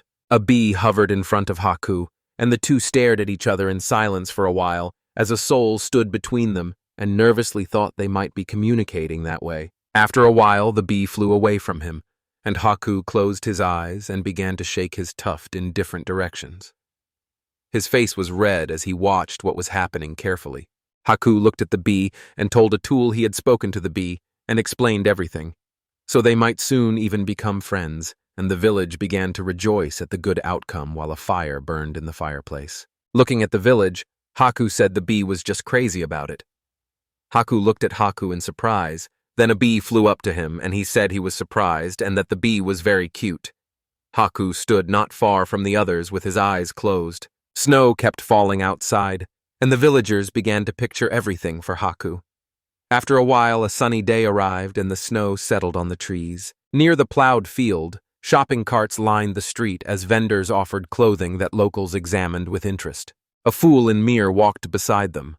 They stopped in front of Lebrant and smiled, wishing him a good day. Lebrant smiled back and said they really hadn't seen each other in a long time. The men had grown a lot over the winter. Lebrant and the others noted few people visit the market in winter, but it improves in spring. Mireille raised her hands to show a variety of dishes and said the village cooked many delicious dishes, and A felt embarrassed. Atul said he didn't bring food today. A glass bottle with a beautiful lid suddenly appeared. It had some liquid inside. A strange, magical light shone from the bottle. Lebrun and Mir began examining the bottle of liquid with enthusiasm. Mir wondered what kind of beautiful bottle it was. LeBron said it was made of glass. You rarely find something so elegant these days. Maybe the Lei tool could tell you about the contents. Duel opened the bottle and poured a few drops of its contents onto his hand. Lebrant and Mere watched in surprise. Duel said he was trying to make a healing potion and had found the liquid by chance. A.O. told Mere she needed to be patient for a while. He then pressed his palms damp with liquid from the bottle against her face. Mere was a little surprised by the village's actions. The liquid soaked into Mireille's skin, and she stared ahead in surprise. After a while, her face began to shine. Lul said it was a skincare lotion that moisturizes and makes the skin smoother and more radiant, and Lebrant held the bottle of liquid, saying the village had made something incredible that any woman would be delighted with. The tool smiled nervously, then said he could and asked whether Lebrant could guess the lotion's price. Lebrant rubbed his chin in thought, and the others started talking about the village being ready to sell 100 vials and then stop. Smiling, Lebrant spread his arms and said the village already understands what demand can bring, so he accepts their offer. A soul smiled back and a plowed field lay behind him. The men stood on the road by the shops, waving goodbye to Lebrant, and a man handed over a bag of coins, thinking he had earned 10 gold coins for a bottle that would keep earning from its sales. The guys found themselves in the forest. Moihe raised her hand and said they would study further. Anul smiled and replied that they could go to the forest and start picking potatoes. They found themselves in a potato field surrounded by a forest. Miri grabbed the sticks and began waving them. Aul kept picking vegetables. Sure, he had nothing to worry about because he thought he had already decided everything. 2 months have passed, and the village has become too noisy. Villagers gathered in the street and began talking about why the aristocrats had come and why there were so many. One figure stood in the crowd, staring nervously ahead. At the village edge, Lebrant stood sweating, raised his hand, and forced a nervous smile as the aristocrats waited at the gate. Carriages behind them, and beyond that only forest and mountains. Sweat ran down Suol's face as he frowned, thinking Lebrant could not withstand the nobles' onslaught and had brought them here because they liked Suol's lotion and other products. So Suol wanted to leave quickly to avoid suspicion. Lebrant opened his arms, smiled, and apologized for arriving late, then said he had brought many items to sell, and the residents listened attentively. The residents began to whisper that Lebrant wanted to ignore everything that was happening, and they did not know what to do next. Sweat ran down Lebrant's face as he glanced nervously at the village and said, "The gentleman wanted to see the man who sold him new goods, but warned them the stranger was mysterious and would not be found." Thinking Lebrant was trying to shield him, the tool decided to act like a child and avoid attracting attention. He raised his hand and smiled, saying his mother had asked him to buy soybeans as soon as Lebrant arrived. Lebrant gave the village a nervous smile and said it had been a long time since they had seen each other, and he was grateful the village had bought goods from him, and a soul smiled nervously back at him. When everyone fell silent, a girl climbed out of the carriage. She abruptly called for Lebrant. Lebrant and a tool grew even more nervous. Stepping out of the carriage, the girl said she could tell him about the child. Lebrant replied nervously that Asul was only a village boy. Asul looked at the girl eagerly and realized it really was Mrs. Moore. Atul pictured a beautiful castle with tall towers, and he thought Mrs. Moore is married to the count who owns these territories. Mrs. Moore is very clever and a powerful magician who truly fits her status. Atul presented different bottles and thought the lady followed every fashion trend and was obsessed with her appearance, assuming a lotion had brought her here. Leaning toward the village, she asked him about soybeans. Atul picked up the bag and smiled, saying his mother would make a seasoning from soybeans. Behind the village lay a forest and plowed fields. Drops of sweat formed on a soul's face, and he realized he had spoken without even thinking of the answer. Lebrant stood beside the woman. Sweat beaded on his face. With a nervous smile, he said that pasta was actually made from these beans. Mrs. Moore's face darkened, and she gave Lebrant a hard look, warning him not to interfere while she spoke to this child. Lebrant approached the village with sweat running down his face and nervously said he was sorry for the misunderstanding. A soul stood beside him and he drew back, suddenly feeling afraid. Atul held a bag of beans and said Mr. Lebrant was not lying. Many people in their village used these beans for pasta. Moore looked at Atua with suspicion, put her hand to her chin, and realized the village had not lied to her. She could see it. Atul began to think he hadn't imagined Mrs. Moore using magic to find out if he was lying. Moore closed her eyes and said she hadn't known soybeans were used like this before, but it was a pretty curious way. Miss Moore leaned toward the village and, smiling, said she was grateful for his time. A look of surprise crossed Mrs. Moore's face, and an unusual atmosphere settled around them. The girl turned sharply and walked toward the carriages where other people stood, and those who came with her followed the wagons. Lebrant pressed a hand to his chest, sweat running down his face, and stared into the distance before exhaling calmly.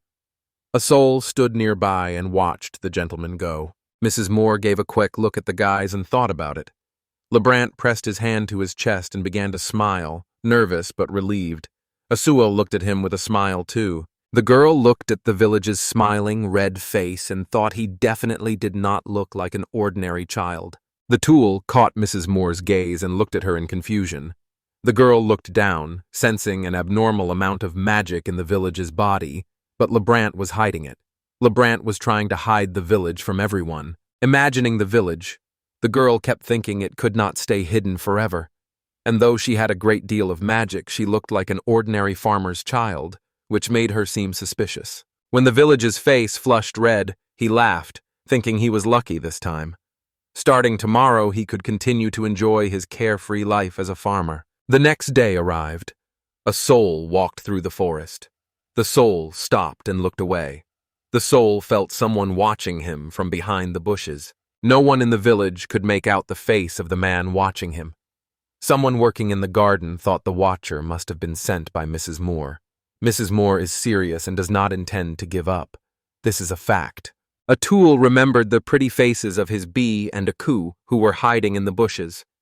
One coo thought he couldn't use magic and asked the bee and the coo to hide for a while. Smiling, he took some water and began to carry it.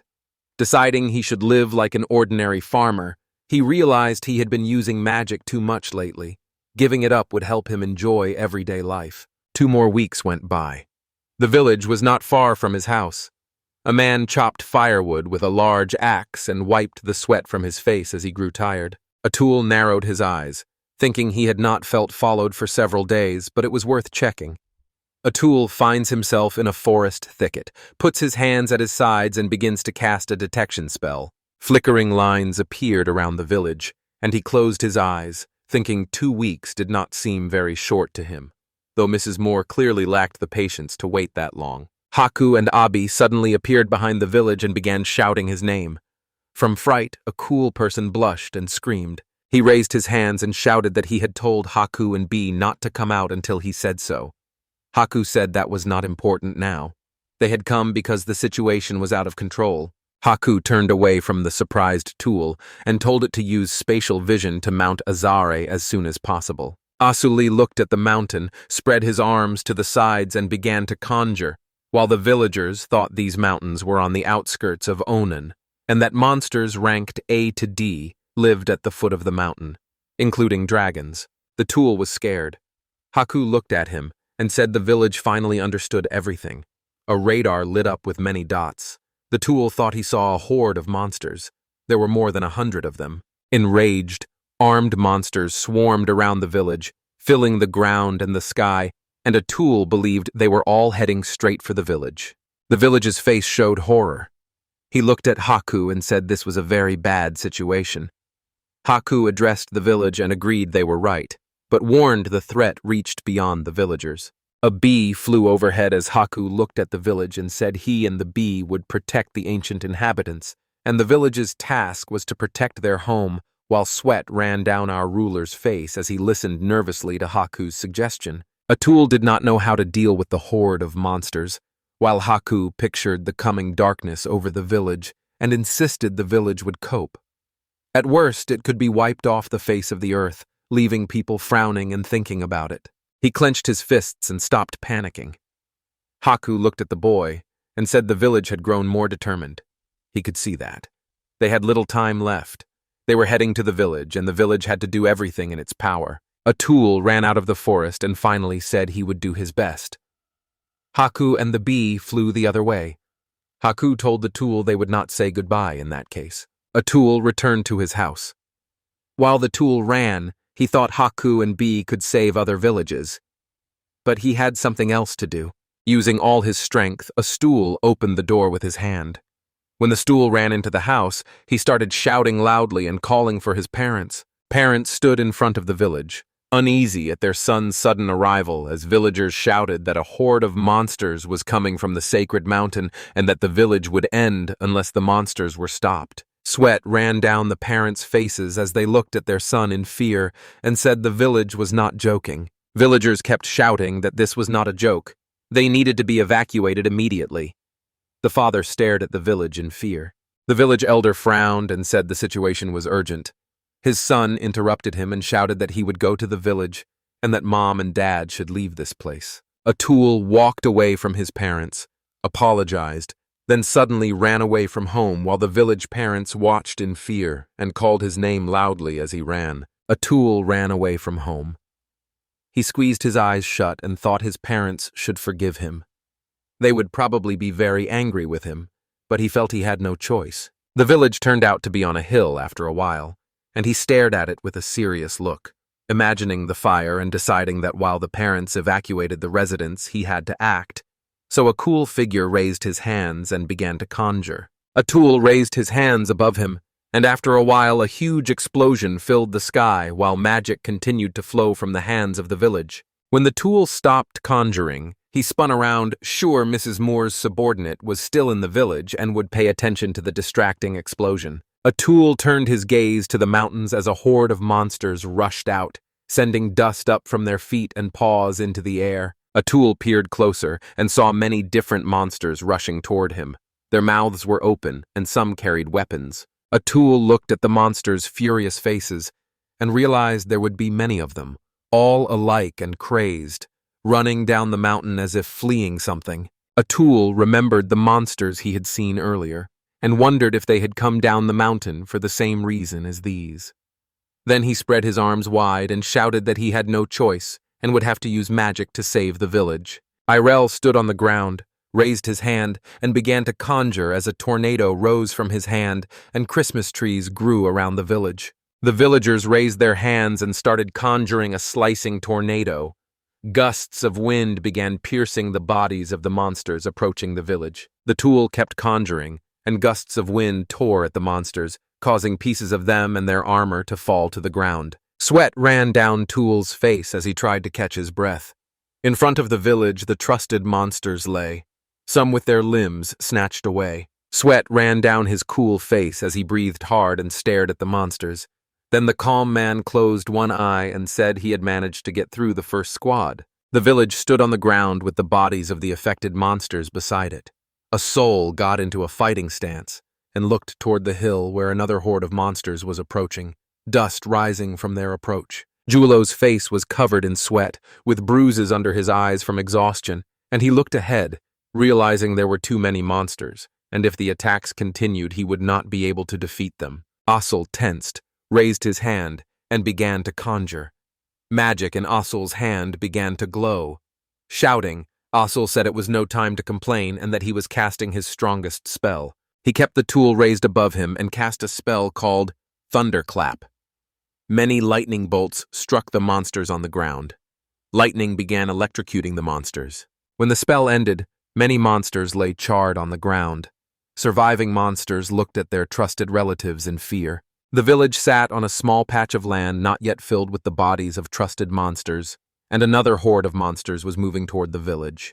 Sweat soaked the village's face, and it launched another magical thunderclap attack.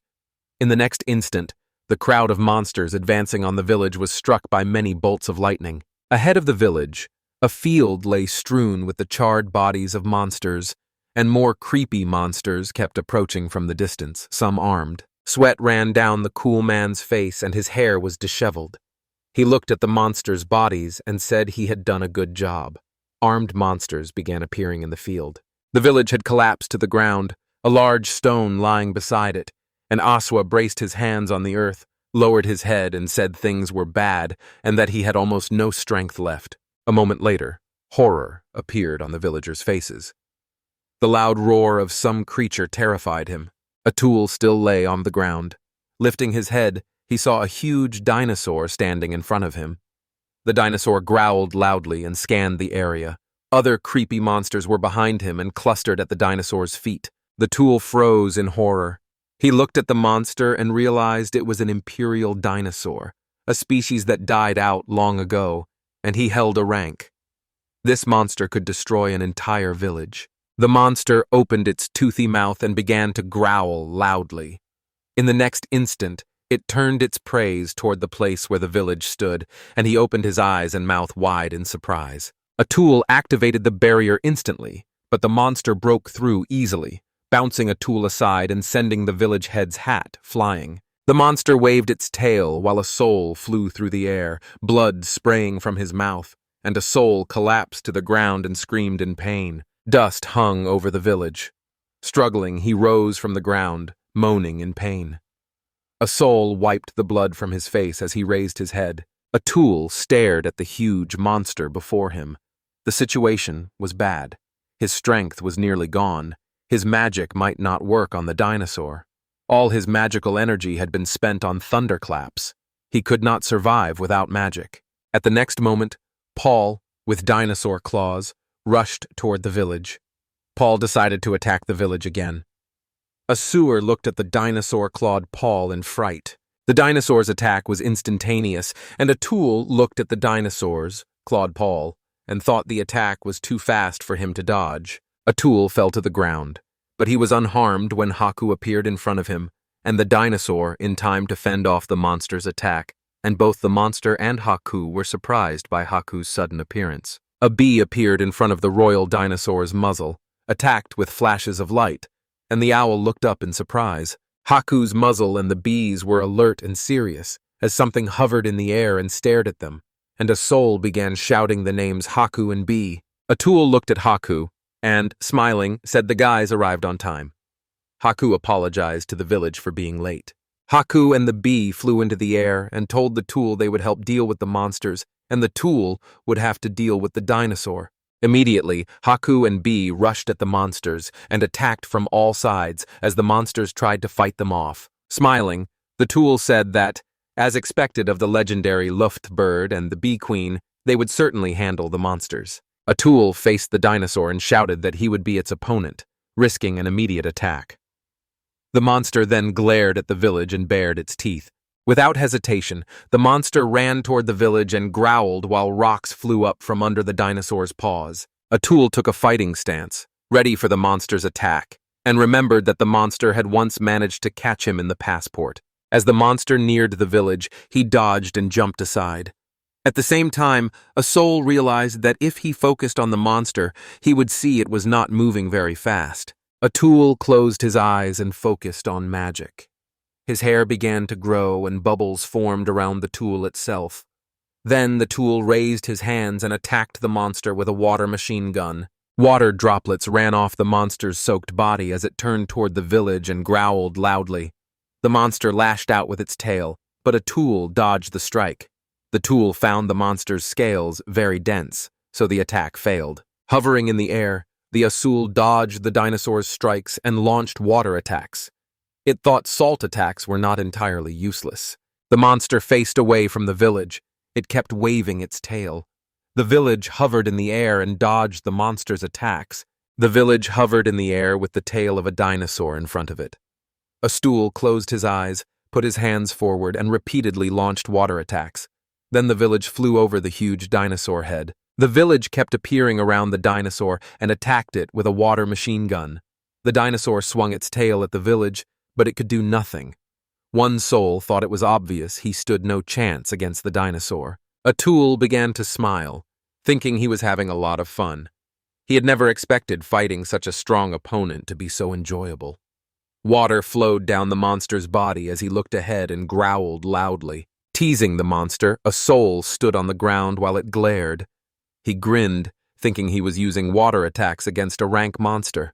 Atul hovered in the air as he held his hands out and conjured ice bullets, and ice crystals flew toward where the dinosaur stood. The dinosaur lifted its muzzle and roared as the monster slowly became covered in ice, the water on it beginning to freeze, and after a while the monster collapsed to the ground as clouds of dust rose into the air. Smiling, Atul pictured dinosaur silhouettes and thought that when the cold came, reptiles would not be able to move.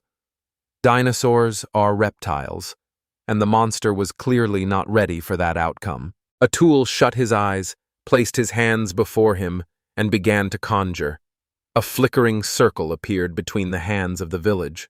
Pool pictured Vector using lightning magic, guided by an iron coin. The village's face has changed, now resolute and formidable. Asul held his hands before him, magic gathering between them, and said that now the monster will come to an end. Adul raised his hands and fired an ultra-electromagnetic charge. The jet of energy hit the dinosaur directly. Lightning wrapped the monster's body, and it opened its toothy mouth as its tongue began to stick out.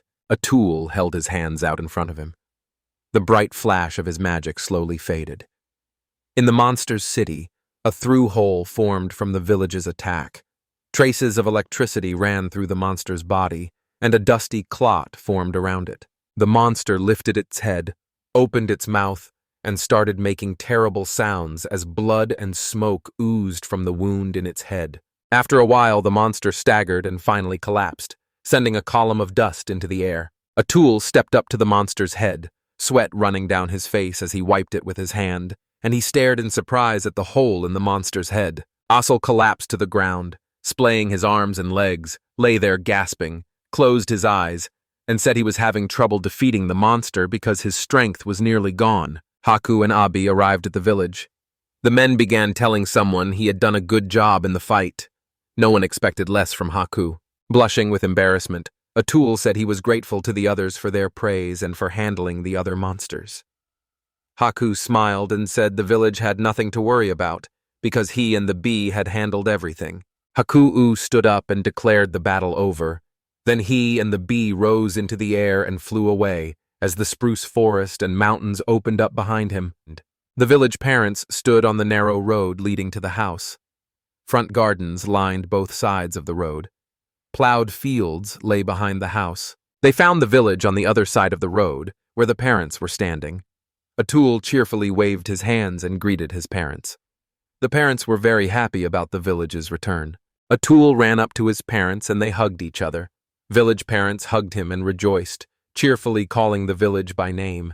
The Tul's father smiled, and tears of joy filled his mother's eyes. His mother said she had a lot to say, but was above all happy to have the Tul back. The Tul lowered his head and began to apologize to his parents. The sky darkened above the village family's roof, and Asol's father came to him and said they did not need to worry about the monster invasion. The father introduced the horde of monsters and explained that the procession is called the Migration of Monsters. The villagers took shelter in the headman's house. Asol replied that there was nothing left to worry about. The village elder smiled and admitted he had not known his son's strength. Asol smiled back at his father. Atul blushed and nervously touched his hat. Atul told his parents he had a blessing and that he trains a lot. Atul touched his hat and looked away. The village parents watched him closely. The parents laughed loudly and said they hadn't realized the village had such a powerful blessing, but he shouldn't be so reckless, and Asul looked at them and smiled nervously. The parents kept saying it was better to keep such power secret from others to avoid unnecessary problems. The father of the village smiled and said he would go to the head man and that the villagers and the mother should wait here for him. Smiling, the Tul said he could go with Dad. As the father began to leave, he smiled and said he would cope on his own. The headman could go out because everything was already over. A few days later, a knight in armor arrived in the village and read from a paper that a son and his father were to go to Margrave Randolph. More soldiers arrived that night, all standing in front of the village house. Asol and his family stared in surprise at the soldiers. He nervously felt his calm had been quickly disturbed. Atul glanced nervously at his father and began to repeat exactly what his father had told the headman. The father looked away, nervous and silent. Sweat ran down his father's face as he said that at first he had just told everyone to hide, because when he and another person went into the forest, they saw a horde of approaching monsters. Soldiers moved through a small area strewn with monster bodies, with villagers following them. A soul remembered creating a distracting explosion and believed Mrs. Moore had noticed it. The soldiers began moving toward their wagons while the village believed that, as a result, an even larger lodge had caused many problems and given the village a bad presence, and one soul climbed into a cart with the soldiers and drove to the dupe. Soon, a soul and his father arrived at a huge building. It was very beautiful and had many large windows. The village's father looked at the beautiful building in surprise. Once inside the building, a son and his father walked down a long corridor behind the knights, and many girls stood along the walls wearing maid costumes. They found themselves in one of the building's rooms, sat on carved chairs with a round table in front of them, and were nervous and exhausted from the trip. Frowning, Atul thought that, as expected from the Margrave, his decor was far grander than their farm. It was a completely different world, and he could only dream of such luxury. Atul closed his eyes, then looked at his shaking father, feeling very nervous and thinking his father looked more tense than him. At the village entrance, a girl stood holding a tray and placing cups on the table, and someone thought she might be a maid, but she had cat ears. The girl smiled shyly as the villagers thanked her, then turned and began to leave, while a soul, seeing a beastman for the first time, thought her ears must be very soft to the touch. Atul's father looked at him and, embarrassed, said the girl had such a soft touch, and the Atul blinked in embarrassment and thought his father should be ashamed to say that out loud. A man in a suit appeared behind the village and said it was really the first time the village had seen a beastman, and someone who had not expected his sudden arrival was scared. Atul frowned, opened his mouth in surprise, and turned toward the voice he had heard. The man in the suit laughed and said the village wore a strange expression and that he must have frightened the village. Frowning, Atul thought he needed to be careful since the man had appeared too suddenly. The man bent down and introduced himself as Gaiman Laurel, the head butler, and Atul's father nervously gave his name in reply. Atul cautiously examined the man and thought that to reach such a status, a person must be unusual, and it had heard this surge somewhere before. At the door, the man looked at the men and said he could escort a soul and his father to the gentleman's office, apologized for the long wait, and the soul and his father watched and listened attentively. Soon, the men found themselves in a room of a large building. The study had beautiful wooden furniture and a large window. The butler said the meeting would be held here and that he would call the gentleman at once. A blond, bearded man came into the room and apologized for being late. A soul and his father sat on the sofa. A wooden table stood in front of them with a tea set on it. The soul's father looked nervously at the man. Smiling at the guests, the man said his name was Randolph von Aristel, the Margrave the king had named, and that the guests were Poole and his father Lart. Sitting opposite the village and his father, the man smiled and said the guys probably already know his name and that he would like to discuss the recent incident with them. Sweat ran down Awoodle's father's face. He was not smiling yet. The whole village sat in silence and watched him. The Duke said he wanted to get straight to the point. He frowned at the men, said they were the first to see the approaching monsters, and asked if they could tell us more about it, while the father of the village was very nervous and the village itself smiled sweetly at him. Sweat ran down the village elder's face, and with a nervous smile he said the first thing he did on seeing the monsters was tell the headman. The man put his hands on his feet and said the father of the village was just a farmer, so he took his child into the forest. The Atul's father nervously said they had run out of medicines, and Atul helped to collect herbs for them, and sometimes they go hunting in the forest. Atul thought. It was not in vain that he and his father practiced questions and answers while the conversation went smoothly. The man put his hand to his chin and thought. Then he closed his eyes and went deeper into thought. The father of the village watched the man and began to sweat. Frowning, the man thought those words made sense but suspected the men were hiding something. Then he suddenly said it might be their fault that the procession targeted the village elder and frightened the whole village. The village elder folded his hands and nervously insisted the man was wrong, saying he could swear by anything and that they were not to blame. But Cool stared thoughtfully in front of him. The office was silent for a while. The man thought it would not be enough to draw ordinary hillbillies to the monsters. The farmer's son, being extremely calm, seemed suspicious. The farmer's son was probably hiding something. A man pictured a battlefield full of monsters. After he said the damage was 0, the magician who examined the field concluded lightning magic had been used. The village elder opened his mouth in surprise, then he turned his gaze to his son, and a soul sat silently listening to the man's story. The tool looked away, closed one eye, and felt like he was begging his father not to look at him so openly. Frowning as he looked at the village, the man said an extraordinary magician had fought. The villagers refused to tell him anything. A soul sat in silence, and he thought Moore had told him about meeting an unusual child. A tool lowered his head, his face going bright red, and he said he was so scared at the moment that he remembers little. The man led them to the elder's house and said it was suspicious that everyone hid there that day, but the village itself was nowhere to be seen. The man looked at this village with suspicion and thought he had lied about it. Villagers grew nervous. They decided to press him harder. A tool replied that he was so scared he had hidden from everyone. The man clasped his hands and said he'd been told the village was in the forest during the monster attack, and sweat ran down the other man's face as he looked at him anxiously. A tool refused to look at the man. The man thought the tool was trying to look away. He was sure it was hiding something. Then the man turned angrily to the village and said the village was hiding something. The village was very scared. The tool's eyes began to close and its vision slowly went dark.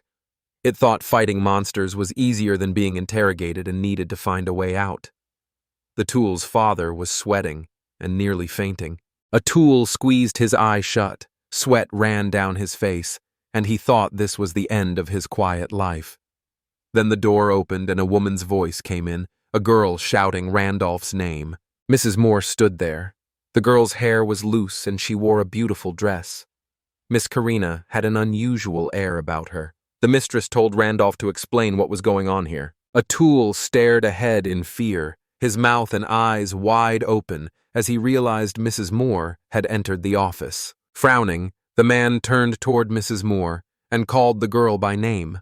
On the couch, a tool sat silently watching the girl. Mrs. Moore glared at the man. Smiling, the man said they were just discussing important issues. Moore became completely gloomy. She approached and told him to shut up immediately. The man lowered his head in guilt and said he would obey Moore. A soul hearing his words opened its mouth in surprise. Moore pointed at the man and accused him of putting pressure on the child, while sweat ran down his face as he tried to justify himself.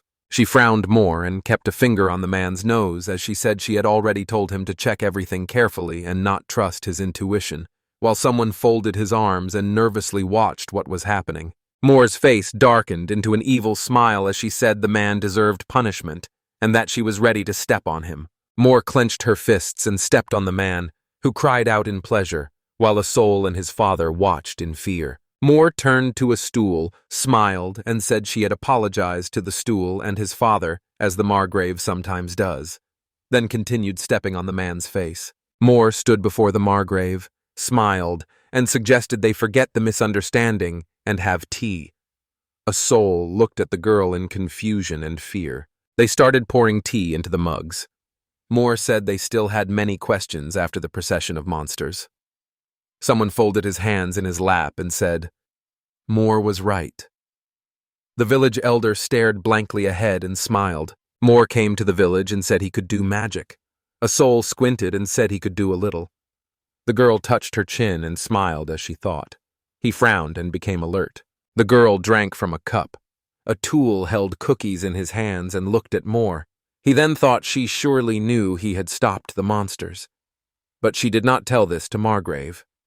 A tool did not understand what Moore had in mind. A tool bit into the song and was startled when he heard Mrs. Moore say the cookies were really very tasty. Moore looked into the mugs she was holding and said, These sweets are very popular in the capital, but hard to find. A soul listened to Moore in surprise. A girl walked into the village smiling and said it was very hard for her to even get a basket of cookies. She wished someone would cook them personally for her family. A passerby looked at her in fear. A tool blushed. He looked at Moore's smiling face and felt he understood everything. The lady hinted she would ignore his role in the battle, and a tool had to bake the cookies for her. A tool raised his hands above his head, thinking Moore had figured him out, and there was no point in hiding. He smiled, closed his eyes, and said, laughing, that Mr. Lebrandre had also complained the cookies were undercooked. The tool blushed, smiled, and said he had heard these cookies were very hard to cook. Then he decided he would not cook that many cookies. Moore smiled and said that perhaps a merchant would still buy the cook's cookies in bulk. The tool drooped, gave a nervous smile, and said it was worth asking Mr. Lebrant about that man. It thought it understood everything. A soul closed its eyes and said it would be better to find the recipe for this cookie.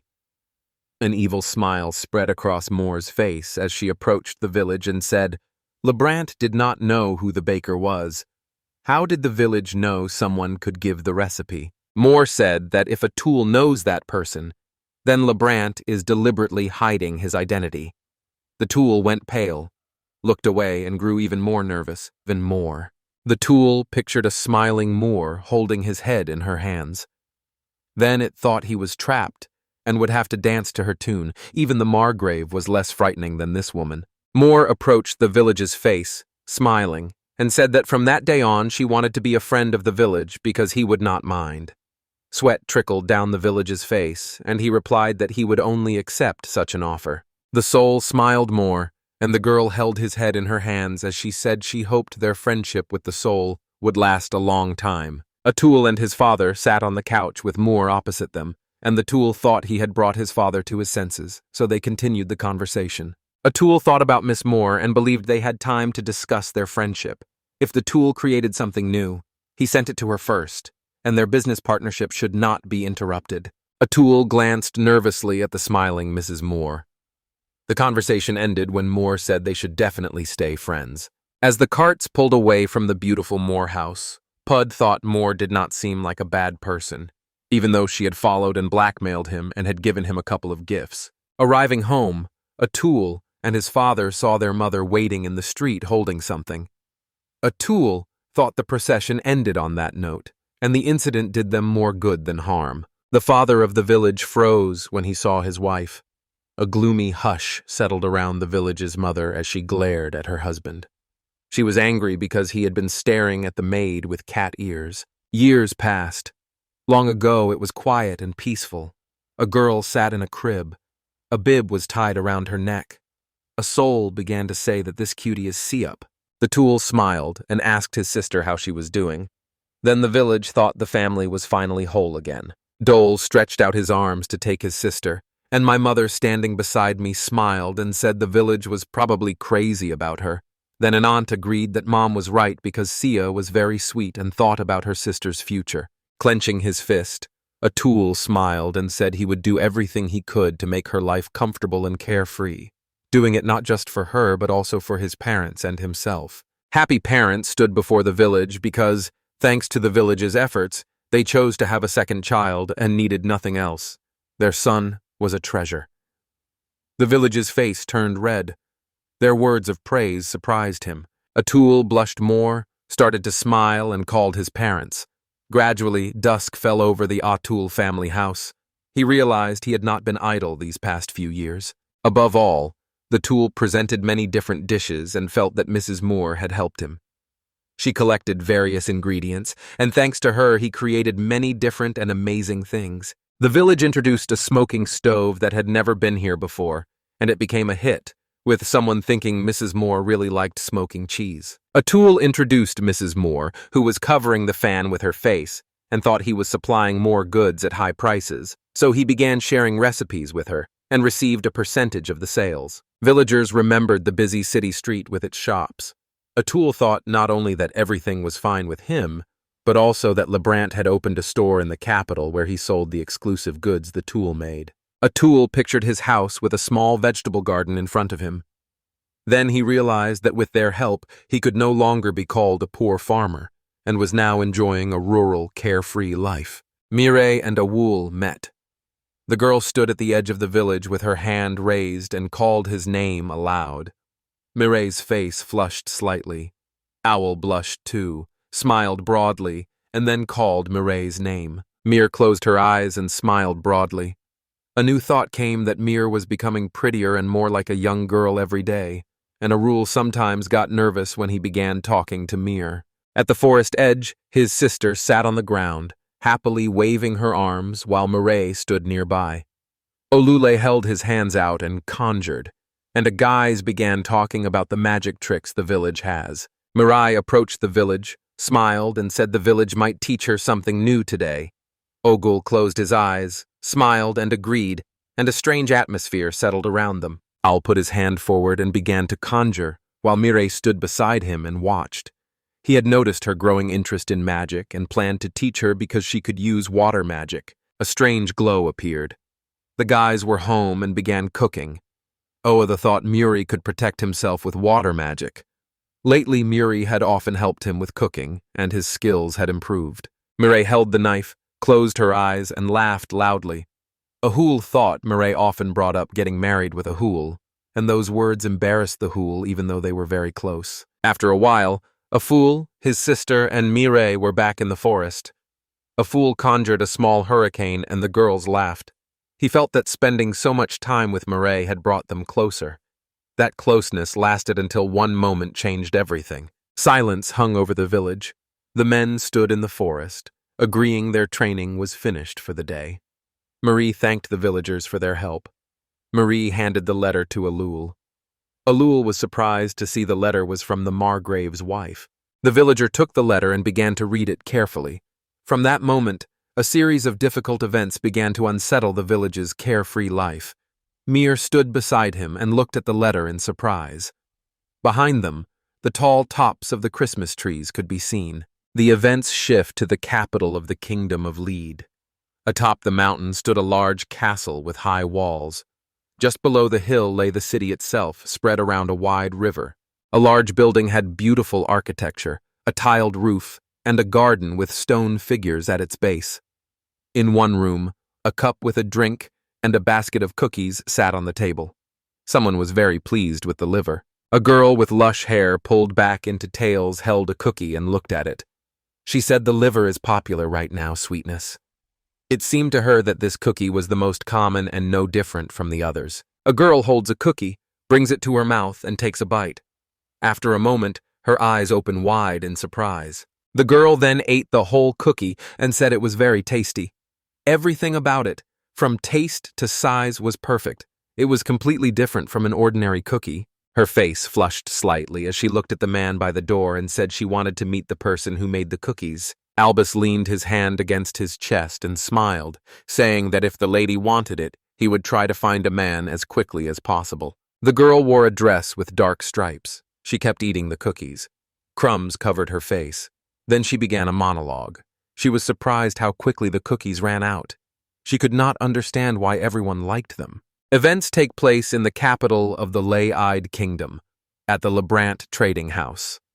A small brick house stands on the square with shops in front of it and many people walking around. Lebrant sat at a wooden table with 2 frames and 2 iron cups, holding the letter and reading it carefully. Lebrant began to sweat and wiped his face, thinking he had just set up a business after the ducal family, the highest aristocracy, and even the royal family showed interest in the village. Albus stood at the shop counter, raised his hand, and smiled at the shopkeeper.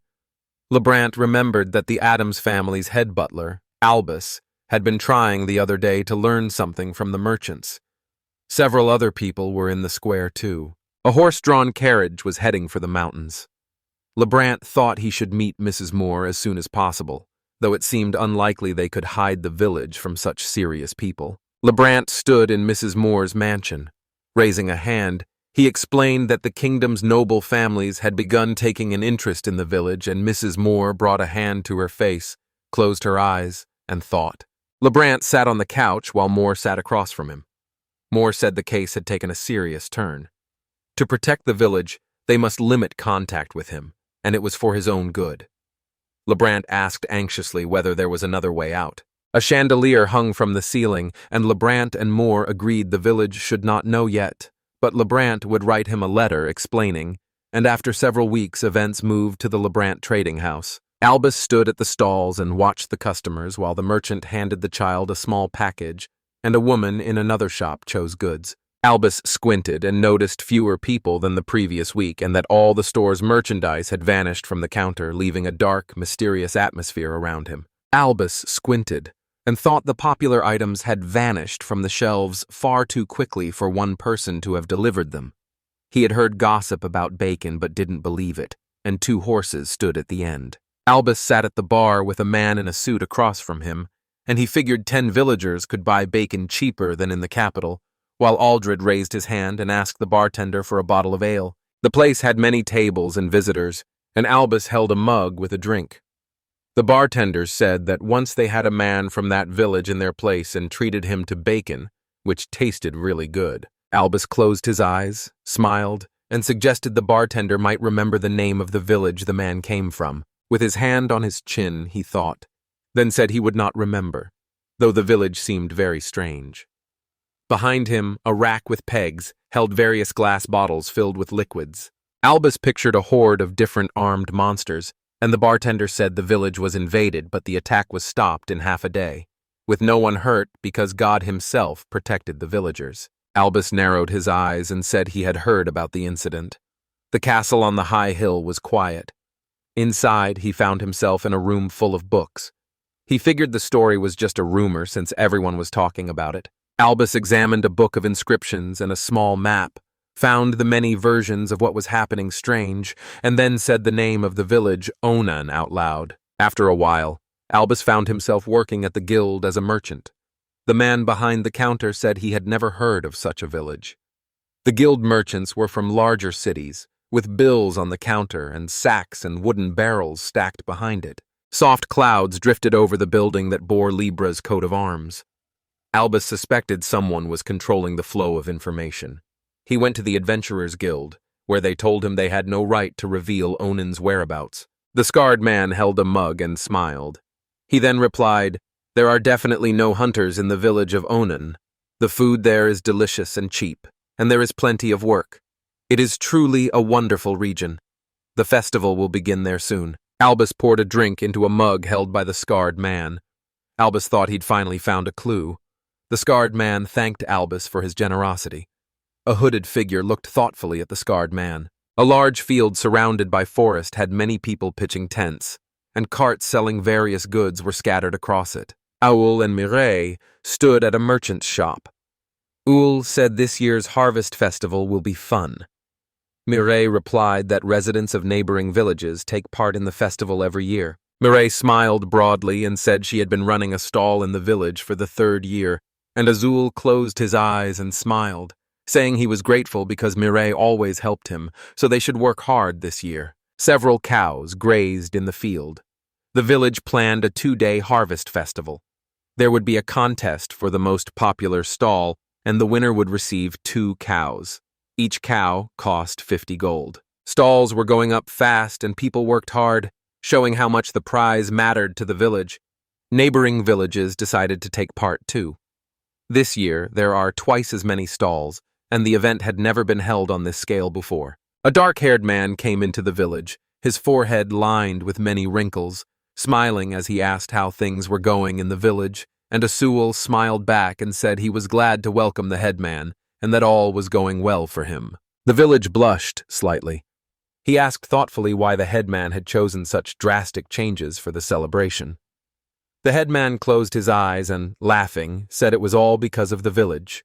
Holding a picture of the old village and the transformed one, he said the young people had tried to leave as soon as possible, but the village's actions led the Margrave family to provide benefits, and the village was transformed. Looking at the village, the man said he would hold the competition as a thank you, and everyone expects the village stall to win this year. Azul thought that was unfair, and the man began to calm him down. The village was noisy, and Azul reflected that he certainly loved his region, but he had not done all this to develop the village. So if the headman and everyone else were happy, it had to be accepted. The scarred man stood beside the headman at the village. He raised his hand and greeted the residents. The headman turned to him and said it was Mr. Glenn, who had done a great job there as always. An animal was in the cart. Closing his eyes and leaning forward slightly, the headman said he had never seen Glenn's escort around here before, and that he was the village headman, Maruga. Albus put a hand on his stomach and bowed in response. Smiling, he said he was grateful for the hospitality. His name is Albus. He serves as the butler of the Duchy of Adams. At that moment, at the Margrave's estate, someone shouted harshly that the ducal family's butler had arrived in the village of Onan. She could not allow him to take over the village, so Jane Jaman had to prepare a carriage. The man in the suit obeyed more readily. Moore scowled, clenched her teeth, and said the boy belonged to her, and that no one would take his freedom, clutching a folded fan in her hands. Morning arrived. The harvest festival was set to begin that day. Birds flew over the mountains, a carriage pulled away from the house drawn by 2 horses, and fields with lush trees stood beside the houses. A long-haired blonde man sat in a carriage and said the person who made that sweet treat really lives in a dull backwater. And the dark-haired man agreed it was definitely true, and there could be no mistake. The carriage pulled up to a 2-story house. Gal said there was nothing wrong with this revenge. The man would have to bow at his feet to earn the honor of working for Count Filane's second son. Siras said he would need to talk to the head man. Sierras entered the house, put a hand to his chest, apologized for the sudden visit, introduced himself as the butler of Phelan County, and asked the owner to give him a moment. Sierras glared at Albus, who found himself in the corridor laughing and saying he had not expected to meet the Count's family butler in a remote village while the floor was lined with wooden planks. Sierras told Albus he served the Duchy of Adams. Albus closed his eyes, smiled, and said his name was Albus. They began discussing the headman's location and what they had both forgotten here. Sierras smiled maliciously and said he was just following his master's orders but thought their aims matched Albus's, and Albus smiled maliciously and agreed. Sierras said he wanted to speak to the headman, but since the headman was not there, it was time for him to leave. A man with a scar on his face entered the house and asked why the Count's family was in the village. Albus said they had probably come to the village for sweets. The men kept talking about the Count's family. A dark cloud gathered above the building and Elvis closed his eyes, realizing the rumors about the Count's son were true. The boy was greedy for money and power and even wanted to be a supplier of sweets. Albus opened his eyes and looked to the side with a serious expression. He said the Count's son would do anything to reach the top. Albus was eager to see what he would try next. Villagers raised their hands and rejoiced when the headmen announced the start of the harvest festival in Onan. Flags were placed on top of the tents that had been built. The stalls stood close together. Sellers offered a variety of goods to customers. Wooden barrels stood beside some tents. Many guests walked through the rows and inspected the goods. Owl and Mire stood behind their tent counter with various items on display. A long line of people waiting to buy from the children's store, and Mire looked at the crowd in surprise as our soul began to grow nervous. Smiling, the men said they have many customers this year and must try to serve everyone. So they stood behind a market stall selling groceries while Mire stood in front inviting people. After a while, it became much quieter and calmer. One person's face was red as he wiped sweat from it with his hand, and the villagers closed their eyes and said fewer people were here in the afternoon, so they should take a break and have lunch. The Count's second son pushed through the crowd, shoving people and complaining that the shop owner was actually making the cookies. He demanded they bring him the cookies immediately. Surprised, Mireille and Avul stared at the man. She suggested Avul might know who he was. Avul said he was a typical arrogant, foolish aristocrat. The Count's second son shouted, waved his arms, and frightened the crowd. Mireille said the villagers should not meet him and that she would serve him herself. She came up behind the man holding cookies and smiled as she said the gentleman might want to buy some. The man was surprised. Madness filled the man's eyes. An odd smile spread across his face as he stared at Mireille. Mireille stood silent, surprised. Then the man shouted that Mireille was very beautiful and would be his wife. Mireille was surprised again. The man spread his arms wide, closed his eyes, and shouted that she would become the wife of the head of Phelan County. He then promised various things to Mir, who smiled and held out her hand to refuse. Nervously, the man demanded to know why they refused. Mirais shoved cookies into his mouth and said no one would cooperate with someone like him, so he would finish the cookies and leave. The village stood to one side. Other residents nearby laughed and watched. O'Neill smiled nervously and said Mireille had a sharp tongue. The man's face went red as he clenched his fist and shouted that the others would still remember him. O'Sul and Mireille stared in surprise as he walked away. Guests at the event stalls laughed at him. Mireille opened her mouth in surprise and said the man had left without paying. Anu laughed and said he wasn't worth paying attention to. The event continued, and many people looked at the shops with goods. A cart pulled by 2 horses was leaving the village. 2 men sat in the carriage. Ceterest closed his eyes and said he could, if the Lord would listen. The Earl's son frowned and waited for the conversation with Ceterest to continue. Remembering the smiling faces of the men, he told Samaris to go through the village, learn who the girl talks to, and find the person she loves. Samaris was ready to obey his master. Clenching his fist, the Count's son smiled cruelly and said he would deal with Marie's lover himself, leaving her with nothing but to fall at his feet, and a gloomy air surrounded him. A 2-horse cart pulled up at a 2-story house. The Count's son laughed so loudly he could be heard all down the street. Someone stood behind a tree, listening in on his conversation with his servant. Albus arrived at the man's shop, waved and smiled, saying it might be Mireille baking cookies, and if not, he would see the cook. Mireille looked at him in surprise, and a queue formed behind Albus. Mireille's face flushed when she said an aristocrat was asking about the village again, but this time he was handsome and polite. The man looked like a butler. Al, wearing a peaked cap, looked at Mireille in embarrassment. Atul approached Albus and apologized, then realized he was the creator of the cookies. Albus said he was sorry for distracting a stool, called the sweets incredibly wonderful, and the tool thanked him for the praise. Atul lifted his hand slightly and said sheepishly he might be able to help Albus with something. Albus closed his eyes, smiled, and said he only wanted to meet the person who created such an exquisite product. The tool frowned slightly and looked at the man, then thought the man inspired trust with his words while something mysterious ate at him. Atul said that was the only reason the man called him, then looked at Albus wearily for a long moment, while Albus smiled slightly and edged closer to the tool's face, creating an unusually tense atmosphere around the group. Albus smiled slightly and said it was rare for such a young boy to understand everything at once, and that a soul could go with him to the capital. Smiling, the soul replied that a boy like him should not spend time with strangers.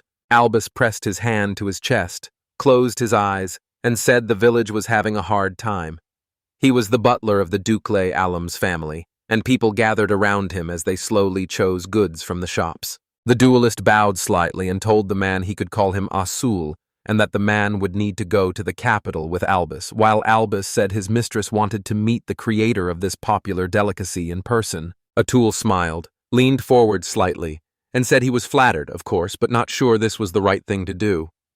Albus said the trip would be rewarded and suggested starting with 10 gold coins. They wondered what the village would say. Atul smiled nervously, thinking 10 gold coins, 1 million yen, was a tempting offer.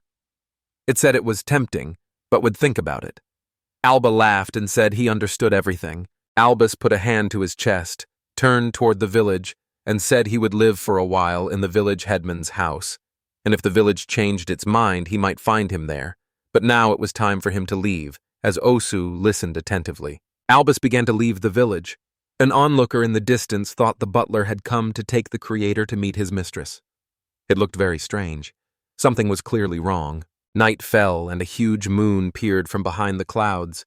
People kept walking around choosing goods, and a burning lamp hung at each shop, lighting the trading floor. A cart drawn by 2 horses stood some distance from the trading floor by the elder's house. The Duke's son frowned, shouted that Lee Saras had learned about a man named Asul. The trading floor was very bright and noisy. Sarah closed his eyes and said he had found out everything. A soul created cookies, bacon, soap, pita bread, and other things. All the main products from the Lebrant house were created by this boy named a soul. Serons remembered the faces of a wool in Mouret, and kept saying that the young woman Mouret seemed to feel sympathy for the wool, and because she knows all the cooking recipes she helps him with production. The Count's son looked at Cyrus and shouted that it was definitely true, that he might deal with the village and take possession of Mouret. And Cyrus closed his eyes, bowed his head, and said the gentleman was right. Anger clouded the Count's son's face as he stared at Cyrus and ordered him to get rid of the boy today without unnecessary witnesses, while Cyrano looked to his master, ready to obey, and the room felt eerie. Next to a cart pulled by 2 horses, a tall man walked. dressed all in black with his face hidden by a headdress and a scarf. Angry, the Duke's son laughed and shouted that he would get rid of the boy and gain the woman of his dreams and her knowledge. Today, luck was clearly on his side. Alone in the carriage, the Duke's son heard a knock at the door. A voice outside said good evening and asked to discuss the village with the gentleman. He stepped out to talk with the stranger. The Duke's son stepped out of the carriage, clenched his fists, and scanned the area.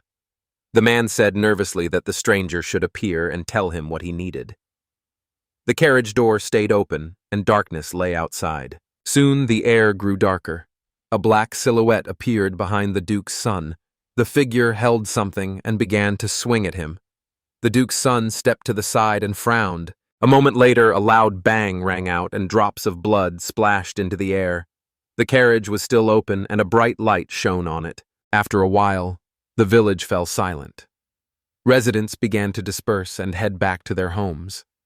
A dark silhouette of a stranger stood by one of the houses. A plowed vegetable garden lay beside the house. Sleeping on his side so soundly that drool runs down his chin, the main character is suddenly roused by a suspicious rustle. Waking up, the hero suddenly remembers his house is protected by a detection spell he set against thieves, and he now senses someone at the house wall. Using his spatial vision, the young man sees the stranger holding a weapon in his right hand and concludes, this is not an ordinary drunkard because drunkards usually do not carry such items. Using witchcraft, the man slowly dissolves into the air and becomes invisible so he can strike first. He will not forgive the one who disturbed his sleep. The stranger sent to confront the main character frowns because he cannot detect him without seeing his mana, and is stunned since the young man had been there just a second earlier. The main character appears behind the stranger, leaving him stunned. The stranger asks what the man in black left outside his house so late. Atul stares at the stranger with indignation and puzzlement, as the stranger, frightened by his voice, jumps back and throws his weapon at the young man. The fighter parries the blade strikes with sheer strength, spreads his arms, keeps strengthening his magic, and strikes back at his opponent. The young man's force slams into the shield the mercenary quickly raised, but the blow still weakens the mercenary's legs. Squinting, the young man watches the stranger and thinks he must be a magician who dodges easily and uses a shield, and he wonders how long the magician will last. The main character summons small wind vortices like tiny tornadoes to test a stranger's strength and endurance. After summoning the hurricanes to himself, the young man sends them toward the unknown, and as he shouts a spell, the earth explodes around the stranger. After the young man strikes at his opponent and dust rises around him, he thinks he has finally hit him, but when the dust clears, he only sees the killer's cloak falling to the ground. The man picks up the raincoat with a chagrined look and carefully examines it for any evidence of who the attacker might be. Believing the stranger got away, the main character thinks the blow was worth it. Confident the man won't die, he knows the stranger is badly injured and unlikely to attack again. A soul rubs his head, turns, and walks toward the house, thinking he can finally go to bed. A quiet morning at a house near the mountains is broken by a scream, and a man runs to the screaming woman and asks what happened. She points to the side and says a man is lying there covered in blood. Mir leads a young man to a badly injured man. A blow to his head knocked him unconscious, and he grimaces with intense pain. Leaning over the man, the main character says he is an aristocrat who had recently been floating with his friend. And she replies she thought he was a drunk and was just sleeping until she saw the blood. The crowd gathered around the stranger lying on his stomach starts talking among themselves, making noise, and the young man grows worried and asks everyone to stay calm. A girl in a voluptuous dress suddenly pushes through the crowd, claims to be the Count's wife, and promises to handle the incident. Then he tells everyone to leave the crime scene. A woman who approached them recently looks at the butler who spoke with the main character the day before and asks him to help with the investigation. Mr. Albus replies that he understands everything because the Count's son suffered on her land. The white-haired man looks around and says he does not see the Falale family's butler nearby. The young man looks surprised. Atul dives into memories and suspects his nighttime attacker might be the same butler. Suddenly he feels eyes on him. McGraw's wife leans toward him and asks him to come over, causing a wave of embarrassment and misunderstanding. The girl places her hands on her hips, leans over the young man and says he knows something, asking him to share it. and the guy at first pretends not to understand, but then agrees to tell everything. Scanning his surroundings, the main character recounts the night incident. The Earl's wife asks if the Falali family's butler attacked him at night, and says there are rumors he once worked as a spy for the crown. The girl leans closer to the village, which is embarrassed by her action, promises she will not reveal how he coped with it, and asks him to be smart and help find who caused the incident. And the guy says they will do their best. Still examining the man's body, the butler says he feels no trace of magic. He concludes the attacker used a blunt object. The victim is bleeding, but the wound does not seem serious, so they decide to carry him into the house. A second later, everyone turns to the wound and notices something unusual. The girl in the hat says white dust remains on the unconscious man's head. The young man asks why the dust is needed. Joining the couple, the butler tells them it would be best to interview the residents and suggests they may have seen something unusual that day, and the heroine agrees, saying they should walk around the village. 3 people investigating the crime walk the streets asking passers-by whether they noticed anything unusual last night. The first man blocking the heroes says he drank alcohol yesterday, so he doesn't remember anything. Some of the men prove useful and report a black-haired butler who asked about the friends' relationships and searched every stall for something. The butler assisting with the investigation smiles kindly and asks a visitor at the street market if they have seen a bloody, blunt object. One of the women says she did not see anything. Then, on the gray-haired man's path, a dark-haired man appears and again speaks about the figure in black. The butler realizes that every citizen is talking about that servant of the Filal family, and he finds it very strange that so many people have seen him. Right now, Magra's wife is asking every villager how they treated the victims and whether he had any enemies. The man finds it very strange that so many people saw him. A blonde girl in a headscarf says flatly that the man recently found with a fractured skull acted like the center of the world, so it's no surprise someone tried to kill him. The next passerby, angry, says the villagers hated the victim. Everyone had time to complain to the headman about his behavior, even though he had been in the village for only 1 day. The old man, who had also gotten in the girl's way, called the man injured by an unknown person an uncouth boy with more money than sense, and said he annoyed everyone with his presence. After summing up, the heroes say they found little information and think it's worth talking to the village headman, who has heard all the residents' complaints about the arrogant traveler. All 3 went to the village headman, where the dark-haired man said many residents had complained about the stranger's behavior, added that he was an ordinary nobleman, and asked the villagers to ignore the stranger, but no one seemed particularly indignant. The headman says this is the first time he has arranged a 2-day holiday, so he wanted to discuss it with Mr. Albus and avoid leaving bad memories. Neither the butler nor the main character respond, and the girl asks why the man chose to spend 2 full days of this year's holiday. The dark-haired man tells the lady she should be aware of the village's problem, that young people tend to leave the village. But in the past few years, the number of residents has grown, more than he had dared to imagine. Suddenly, the village headman bows and says the rise in residents is due to the village's efforts. The man's behavior drives the young hero into the paint. He stutters, spreads his hands, and asks the older man to lift his head, saying there is nothing to thank him for. The young man blurts out that he loves the village as much as a man who keeps his head down. With her palm to her face, the girl says sadly that in the end they have no suspect who could have committed a crime against a high-ranking person. Albus closes his eyes, and the blond young man notices. He realizes the village disagrees with what was said earlier, and this surprises him. Surprised that the butler understood everything, the main character laughs and asks the adventurers to search the village for the crime weapon. The young man walks confidently in the opposite direction from his colleagues and says he and the butler should meet the man again to have a serious talk. McGraw's wife looks at both men in confusion and asks what their words and actions mean and whether they are saying they know who the perpetrator is. Skepticism returns to the girl's face.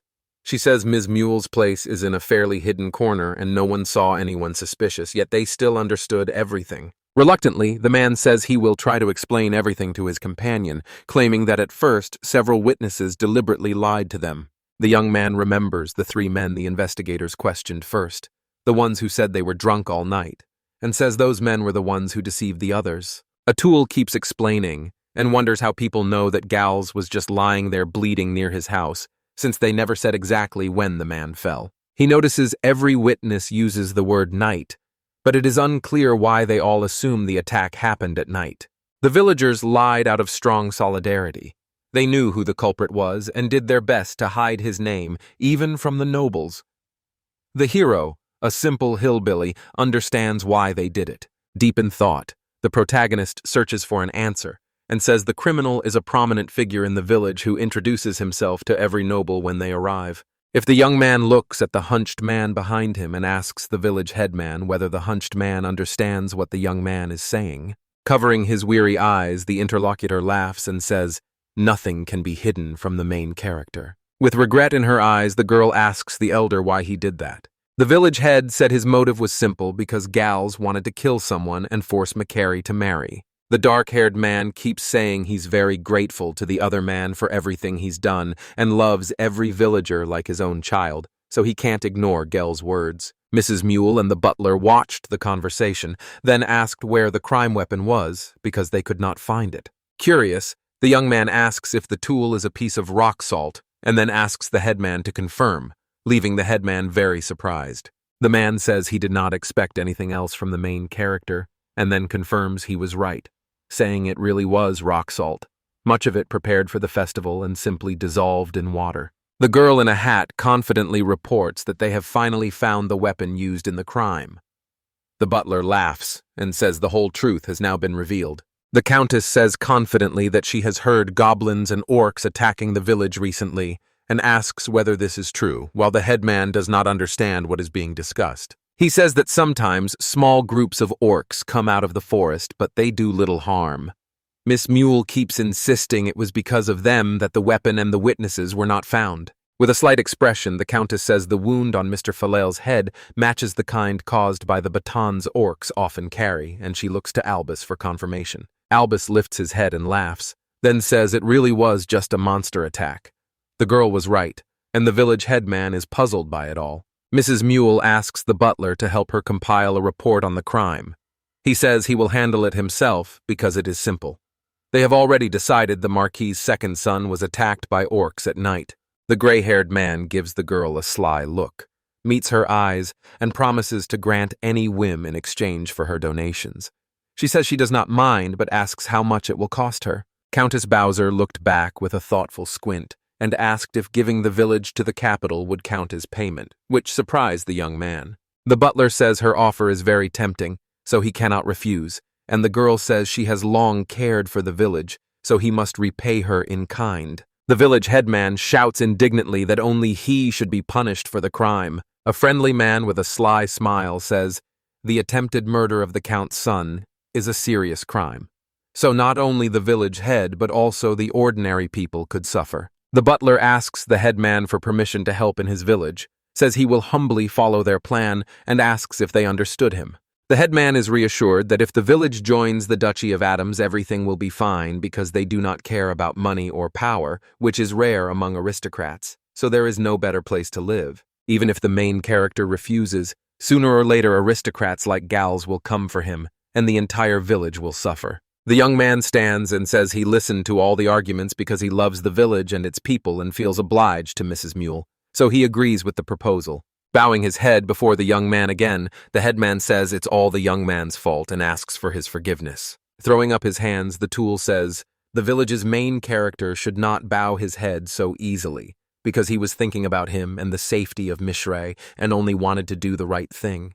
Ending his monologue, the man asks again that they avoid harmful actions and resolve everything peacefully.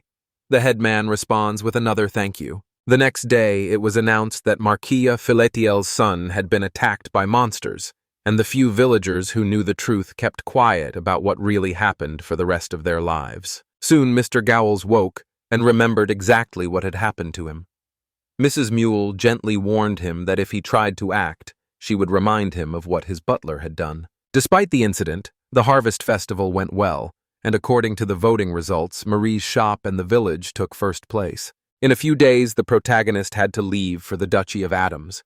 His parents saw him off, urged him to eat well, and he promised to bring back souvenirs from the capital. The headman says it is hard for villagers to live in the capital, yet he believes the young man will succeed, and that everyone will wait for his return. and the young man thanks me for those kind words. A girl he knows runs up to the young man and tells him she will try to be a good bride by the time he returns from the duchy. Her words surprise the hero. Atul glances at the woman from behind, thinking he will return next spring and not understanding what his mother is up to while the mother acts innocent. Without warning, Mari steps up and kisses the young man on the cheek. He stands there with his eyes wide open. Holding his cheek, the main character glares at the girl who, equally embarrassed, says the magic charm is hers and will stop him from seducing the beauties of the capital. Ready to leave, the young man walks toward the city gate. His girlfriend stops him and says she almost forgot something. The girl hands the man a neatly folded letter and asks him to open it as soon as he reaches the capital. Someone is surprised that Misery wrote a message for him. Suspicion shows on the young man's face because he thinks it's a joke and doesn't understand why they sent him a letter, and he assumes his mother was too embarrassed to say it, so she chose this way to tell him. The main character heads to the carriage, pauses to wave to his family and girlfriend, who call after him with wishes for a happy journey. As soon as the young man sits beside Albus in the carriage, he says he's been busy lately, and they haven't had a chance to calmly discuss why the duchy needs the village. The man confidently says he was definitely called to another town, definitely not to rest there, and the butler tells me he is, of course, right. Albus says the young lady wants to eat the food the villagers cook every day, so he suggested the main character teach the village chefs all his recipes in exchange for generous payment. The young man says he expected this, but insists his goods are clearly high quality, and the young duchess's servant replies confidently to keep him from demanding an exorbitant price. After a long conversation, Mr. Albus taught the young man to drive a carriage, then briefly described the capital and the work the young man would soon do. Eventually, the two heroes neared the duchy. The main character admires her and tells her enthusiastically that the capital is huge. Atul finally opens the letter and says his mother asked him to read the message as soon as he arrives in the capital. So while they drive, he reads it, and then his scream echoes across the field. The letter opens with the mother writing to her dear son, who has likely already reached the capital. It is about the village itself. She adds that, however you look at it, her son is very gifted, and as his mother, she does not want his knowledge of the world limited to a small village. Her past thoughts led her to ask Mr. Albus for a chance to take the entrance exams for the Ruins Magic Academy in the capital.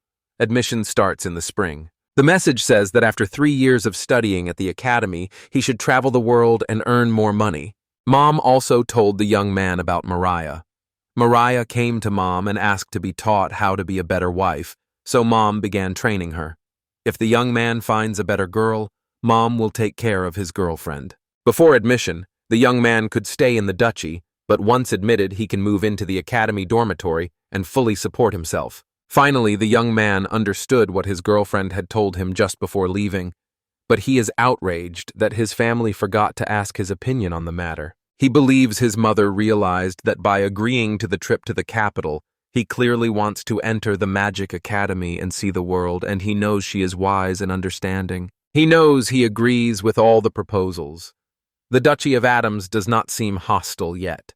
He decides to settle in the royal capital for a while. Albus turns to the young man beside him and asks if he read the whole letter, then says he hopes for long-term cooperation. The village confirms it has apparently been connected to their family for a long time. The butler laughs and tells them they will discuss admission to the Magic Academy next year, and that they will arrive soon. The young man is fascinated by how huge the Duke's house is. When the stool enters, all the servants line up before him to greet him, then escort him to his assigned room and later to the bathroom. After his bath, the main character is escorted to the dining room and shown a magnificent spread of dishes made from a variety of ingredients. Albus watches the young man eat and asks whether he is happy staying at the mansion, and the young man cannot find words to describe their house. After eating, attendants escort the young man to the young lady, who steps forward, greets him, and introduces herself as Adams von Allestrat, the eldest daughter of the Adams family. The girl apologizes ahead of time for being rude, but asks if he really made the cookies, and a soul apologizes ahead of time for his disrespectful language, saying he is a commoner. A second later, the man hands the woman a basket of muffins and invites her to try his pastries. She takes a bite of one of the cookies, The Adam family's eldest daughter takes the main character's hands and says this is exactly what she needs, that she can't believe a child invented it, and that she is very glad to meet them. Embarrassed, the young man says he is also glad to meet the Duchess, who says she may be called simply Alice, and tells him not to speak to her so formally. She insists she invited the hero, so he is her property, and assures that her family treats commoners with respect, so they will not demand of him what he has not been trained for. The tool looks back at the butler and says that since Alice allows it, he will live in her duchy from that day until next spring, and he is very glad to meet the young lady. Embarrassed by his words, the girl says he's being too formal because they're the same age, and he agrees, asking if he may ask her one question. The main character asks the question that haunted him throughout the trip, why the young Duchess wanted to see him, and she replies that she had several reasons. Initially, Alice said she was naturally curious,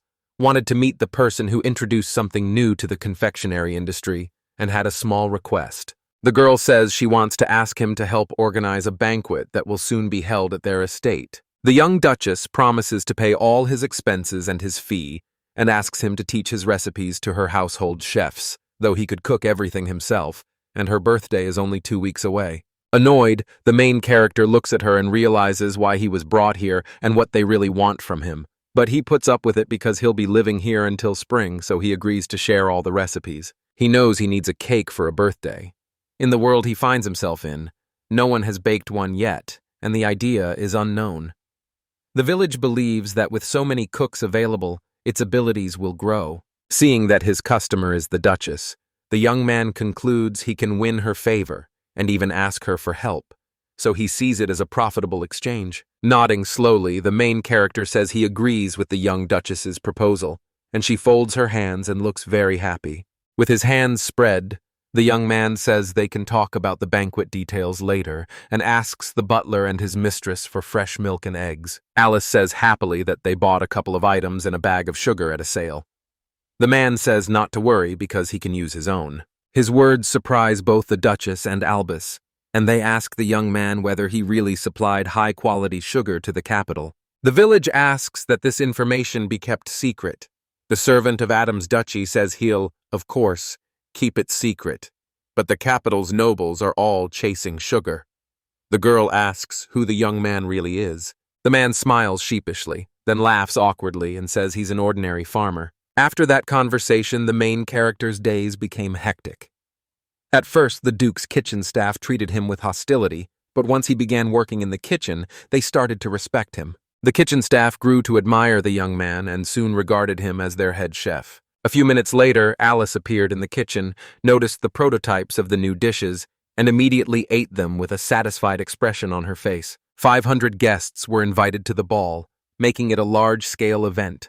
And while Atul prepared samples of the dishes, he also served them to the Duke and Duchess, who turned out to be pleasant people. They met with Mr. Albus, the cooks, and the servants to carefully plan the dishes for the ball. With about 500 guests, careful planning was needed for how many and which dishes to prepare, and limited ingredient supplies made it harder. The servants' council chose an apple pie for the sweets because there was enough dough and apples and they liked it. Over the past few days, the maids have often come to the kitchen to ask the hero what kind of girls he likes, though they may have been acting out of politeness. The main character asked Alice not to come into the kitchen anymore, which upset her, and then he explained it was her birthday and everyone wanted to surprise her, but she would not let them. The young chef's days passed, and each day there was less time left before the birthday. With the menu set and the ingredients ordered to arrive tonight, the village got a day off for the first time in a long while. Having the day off, the young man decided to go out first. Later, he met Mr. Lebrant, who was very glad the hero had come to the capital. He ended his story by saying this was how he began working for the Duchy of Adams, then complained that the young man had a hard time and offered to help if needed. The brilliant chef smiles, satisfied that he got what he wanted from the conversation, and says he has a request for an old acquaintance. The long-haired man looks surprised. After talking with Mr. Lebrant, the young man went to the realtor's office, greeted the staff, and said he wanted to rent a house. After the birthday, the village and duchy work was finished, and although he could stay in the mansion until spring, he did not want to burden anyone and preferred to live for himself without taking on too much work. Living alone in the capital, he clearly needs a house. He calls the realtor again, who says he is already on his way. The agency employee is surprised when a child comes to his office. The child says he wants to rent a house or room near the academy, but the agent is unsure he can rent to a child. A man hands the realtor a paper he received in the duchy and asks him to look at it.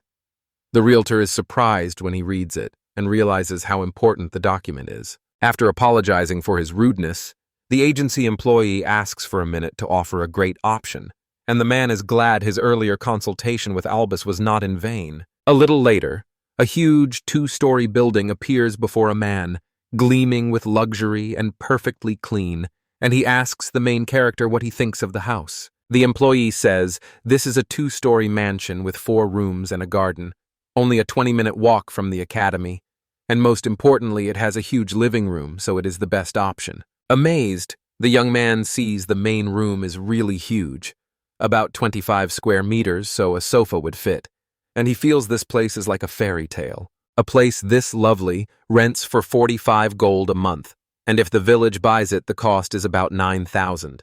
So with all the house's charms, the hero sees no reason to refuse. After a moment's hesitation, the main character remembers the duchy's recommendation, agrees, and buys the house. The man offers to go over the contract details. The employee is surprised because he thought the customer meant renting, not buying, but the young man pulls out his savings and offers to pay the full amount at once. Furniture soon arrived at the young man's new home. It quickly became his dream home. He remembered he had to present the Duke's letter to the man at the furniture store again. Looking around, the young man is unsure if the letter caused it, but the furniture looks very luxurious since he paid a lot for it. In the store, a fox mask in the window made him feel nostalgic.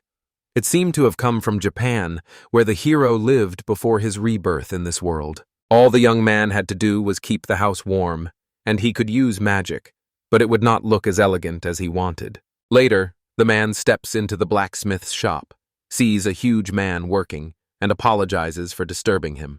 The bearded man looks back at the young man, says he does not know what a heater is, and asks him to explain it again. Realizing the technology must not exist in this world, the protagonist draws the device, surprising the blacksmith with its unusual design. The man asks what the budget is for making a heater. The young man says it's fine if the limit is over 100 gold. The blacksmith tells them they'll use Gran's ore, a special ore mined from the Gran's volcano that resists fire well and is reasonably priced. Manufacturing the new device will take 3 days. It can be made from iron, but the heater would not last long.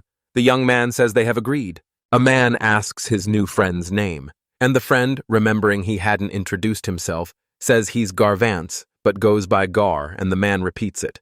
Although the young man thinks the day was long enough, it flew by unnoticed, and he believes the items ordered for the banquet should have been delivered by now. Seeing that, as expected from the duchy, the goods are top quality, the young man decides to spend the next 2 days trying to surprise the young duchess. The next morning, all the servants began preparations. They started with snacks and prepared the main dishes in the late afternoon. Everyone went beyond their duties and had everything ready by the deadline. Now all that remained was to wait for the holiday. The night before the celebration, after everyone had gone to bed, 3 people in black cloaks ran through the estate's backyard, and the maid let them into the house, saying everything was clean. Determined to avoid being seen, the men moved quickly into the kitchen and went to the refrigerator where the dishes for tomorrow's birthday were stored. A cry rings through the palace, summoning the village lord, and the young man sees the cooks running toward him, saying there is trouble and something terrible has happened. A man rushes into the kitchen and sees the devastation. Pots and ingredients lie scattered across the room.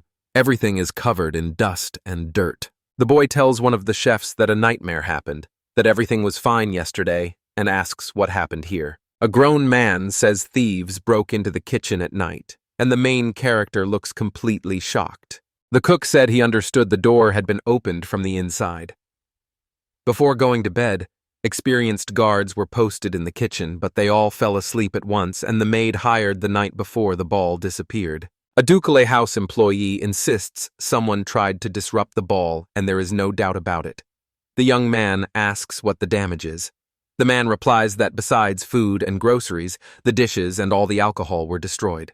Realizing this is a complete failure, the young man knows the score for the Duchy of Adams's eldest daughter will be held very soon. but they have no food or drink. And even as a commoner, he understands the horror of the situation. The man stops worrying, pulls himself together, and asks Mr. Albus to deliver eggs, milk, dishes, and alcohol to him within an hour. The young man tells all the chefs to pull themselves together, saying they still have time because it is only 6 in the morning and the ball does not start until midnight. The chefs are stunned because there are no main ingredients. Holding his hands out, the young man suddenly makes all the ingredients they need appear as if out of thin air before the stunned servants. The main character insists the ingredients are his responsibility and hopes the Adam family's staff remember the recipes. The chef assures him they will certainly be able to cook everything. He remembers the hunting supplies stored in his vault for emergencies, and since there's no choice, you'll have to use them and cook with what you have. He tells the cooks to get to work. They obediently tell the servants to bring the ingredients, then begin cutting food in unison and amicably for the upcoming holiday. Drawing on years of experience in such a noble house, the chefs begin heating the food and then expertly arrange it on plates. The young man watches all this, but then complains that no matter how hard they try, they still manage to cook the meat, and he hopes to find a way to shorten the cooking time. Spotting something like a black baking sheet, the main character grabs it and says it is the solution to all their problems. The next second, the man shouts that he'll take over all the meat dishes. The chef doesn't understand how the man could cook them all alone and says he won't have time. The young man promises to show his colleagues a new way of cooking at today's ball and asks them to stay focused until then. Mr. Albus suddenly runs into the kitchen, calls to the young man to ask how he's doing, and says he managed to get eggs and milk but couldn't find alcohol or dishes because they were sold out everywhere. The main character asks who could have bought everything, since it's strange it sold out in one evening. The butler says the Saguchi Trading Company bought everything and has business ties with the Filali family. The young man says the man they recently found unconscious near his house was a member of this family, the butler confirms, and he suggests it may be revenge against the Duchy of Adams. It all looks like one big trap to him, and he expects them to show up soon. A servant runs into the kitchen and asks Mr. Butler to leave the house because the merchants from the trading company have arrived. The young man tells Mr. Butler he will go with him to speak with the guests who have arrived, then turns to the chef and leaves the kitchen in his care. 3 people step through the mansion's main doors. They are surprised to find the senior butler himself there to meet them. They say Mrs. Alice's birthday is today, but they have suddenly run out of food, dishes, and alcohol. Standing behind the butler, the young man suddenly realizes everything fits and concludes the Filale family, rivals of the Adams family, are behind it. The man whispers his plan into Mr. Albus's ear, and Mr. Albus asks whether they are the actual representatives of the Sahazi Trading Company and waits for them to confirm it. A second later, the butler announces everything is in perfect order. They are told they do not need the merchant's goods. This greatly surprises the 3 men. Later, the gray-haired man turns and tells them to find customers elsewhere, angering the visitors who warn that the estate's residents will regret it. The uninvited guests turn and head back out the main door they came in. The butler looks at the young man and says he has done what was asked. The young man tells him not to worry and says he will soon understand everything. Suddenly, the 2 heroes hear someone coming down the stairs, and it is a servant from the Adams household calling for the head butler. The employee tells them a representative from the Lebrant trading house came this time, leaving the butler stunned as baskets of food and drinks appear before him one by one. The gray-haired man asks how anyone could have known this would happen. The young man says, Mr. Lebrant is a close friend, so he asked him for a favor, and I had suspected he would need help. The butler asks whether the young man knew this could happen, and he replies that he was only being overly cautious and could not get the right alcohol. The young man says he recently decided to try making his own wine, which sits neatly in a wicker basket, and offers the butler a taste. The man replies that this is unusual because he is too young to drink alcohol, but he still decided to make it, and the young man hands him a glass. After the head servant says the wine has a very rich taste, they decide to buy his wine in bulk, and the young man says he accepts the generous offer and that they have reached an agreement. The men who had tried to sell goods in the house earlier are unsure what to do now, since the young gentleman said they only needed to wait a few minutes, and people from the estate would come to them. A masked man suddenly hails 3 merchants and says he will buy back all their goods, and they do not know who he is. He warns that if they refuse, the ingredients will quickly deteriorate. The masked man says he will buy back all their goods for 100 gold pieces. The merchants are outraged. calling it robbery in broad daylight because the goods are worth about 30,000 gold. The unknown man says he doesn't care how much they demand of him, but the count gave them the money, and it would be ridiculous for them to return to him with nothing. The young man enjoys the angry looks on the merchants' faces. They begin bargaining, offering 10,000 gold for all the goods. But he did not miss his chance and set the final price at 300 gold. The strange masked man merely assumed they would agree, but they had actually borrowed money from Count Fillet. The men who called themselves merchants trudged toward the exit, unsure what to do next. The main character is revealed to be the person under the fox mask. Realizing the ball will begin soon, he returns to the kitchen. The kitchen is alive with activity as everyone tries to cook stolen dishes. A young man rushes into the workspace and apologizes to everyone for keeping them waiting. People approach him and say they thought Mr. Assel had completely abandoned them, and he feels embarrassed. The young man asks how things are going. The chef says everything is ready and set out in the hall except the meat dishes. A soul promises to handle them right away, then pulls the tablecloth off the strange device. A young man places a piece of meat on the stove he built and immediately grumbles, and the cook asks what new cooking method the young man wanted to show, which the young man confirms. A chef calls this method live cooking, because he prepares dishes right in front of guests who come closer to enjoy a new experience. The protagonist puts on a mask, thinking he must protect his identity. Guests at the young lady's birthday start gathering around him. He places a second piece of meat on the stove. Immediately, the young man uncorks a bottle of his own wine and pours it over the meat, causing a tall flame to rise. Then he announces the first steak is ready. A queue immediately lines up behind him, and a hubbub of voices rises because everyone wants to try it first. The young man's hands flutter over his new device. He quickly cooks the meat so everyone gets a small piece, but then Kadir's voice announces that the celebration's guest of honor has arrived. A girl in a beautiful fluffy dress descends the stairs, drawing the assembled guests' full attention. Distracted for a moment, the girl turns to the center of the banquet hall, where the main character stands frying meat on an unusual device she has never seen before. Moments later, the Adam household's eldest daughter reaches out to a new acquaintance they've been friends with for a long time, and he returns the gesture. Everyone tells themselves they faced some difficulties, but overall things went great. The main character heard that many people had been asking the maids where they got so much delicious food, but the maids answered calmly that only the head butler knew, and Mr. Albus would not betray him to others. The hero looks at the butler, tired from the long preparations and the recent problems, and decides Albus can be trusted to keep the secret. He noticed the desserts were especially popular at the party. They were gone in no time. The evening's highlight was the birthday cake made just for the birthday girl, who had the honor of taking the first bite and really enjoyed it. After taking a bite of cake and swallowing, she says it is very tasty, and tears fill her eyes with delight. She gives the main character an embarrassed look, says his name meekly, and politely thanks the person who gave her such a beautiful birthday.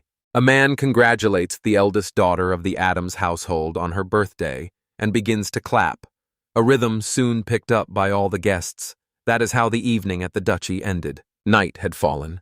The guests had left the estate and the party was over.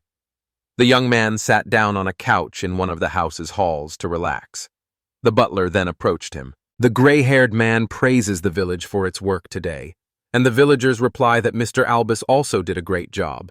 Then they move on to the fee, considering everyone's help with cooking and organizing. The butler says the sum is about 300 platinum coins and asks if the young man accepts that amount.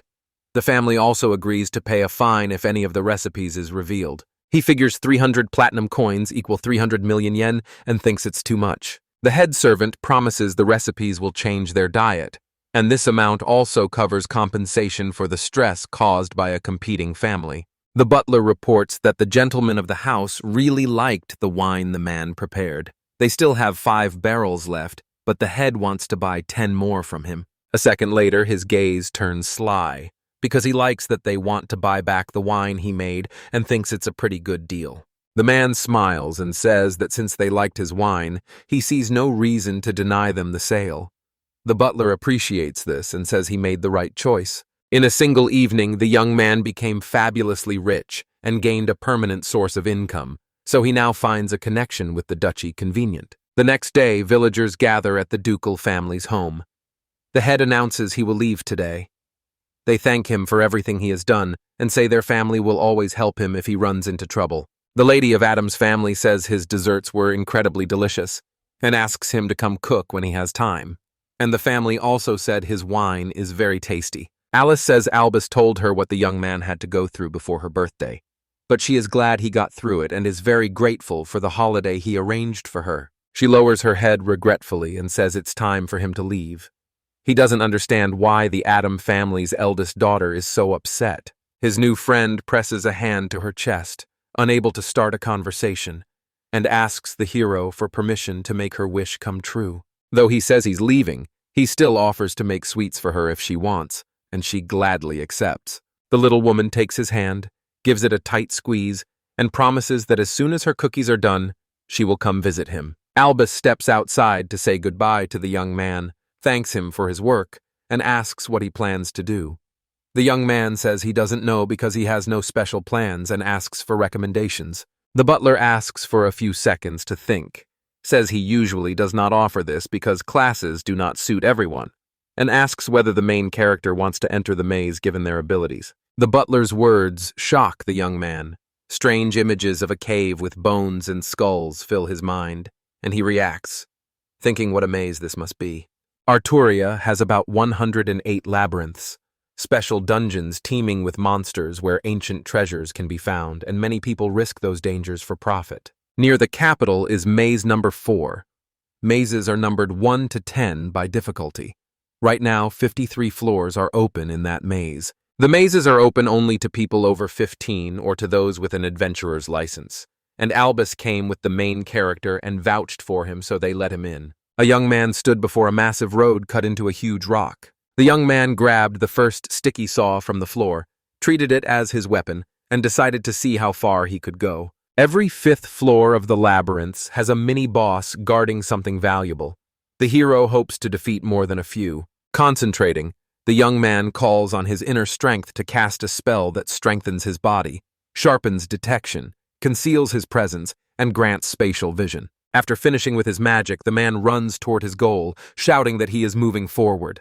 As you move through the maze, the hero faces his first test, strange slug-like creatures that live in the stone walls, and he fights them off with the stick he picked up at the cave entrance. The main character realizes that, as he expected, the opponents on the first floors are fairly weak, so he handles them with a single stick and decides to keep fighting the same way. After clearing 4 levels, the young man reaches the 5th floor and finds the main boss's room, where the boss is a creature like a mountain troll with a massive sword at its side. The young man stares at the figure that appeared before him. It is a huge goblin, and the crown on its head marks it as the Goblin King.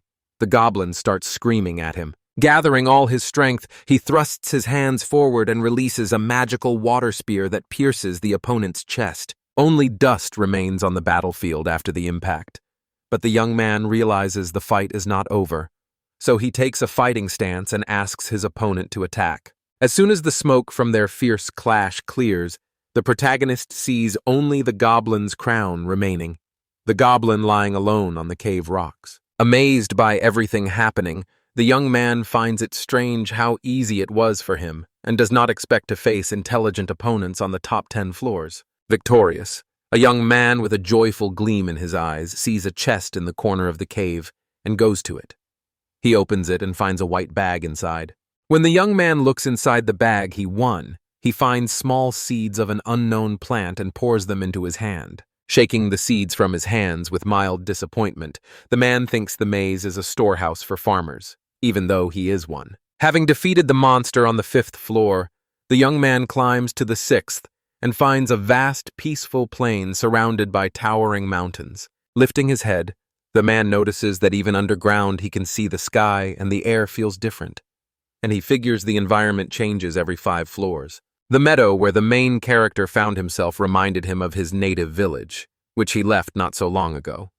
Viewed that way, he hasn't let her out of space since the day he arrived in the cap. The young man releases his magic bee from his embrace, names her Quinn, and tells her to fly free. The bee turns to the young man as if to greet him and is several times larger than a normal insect.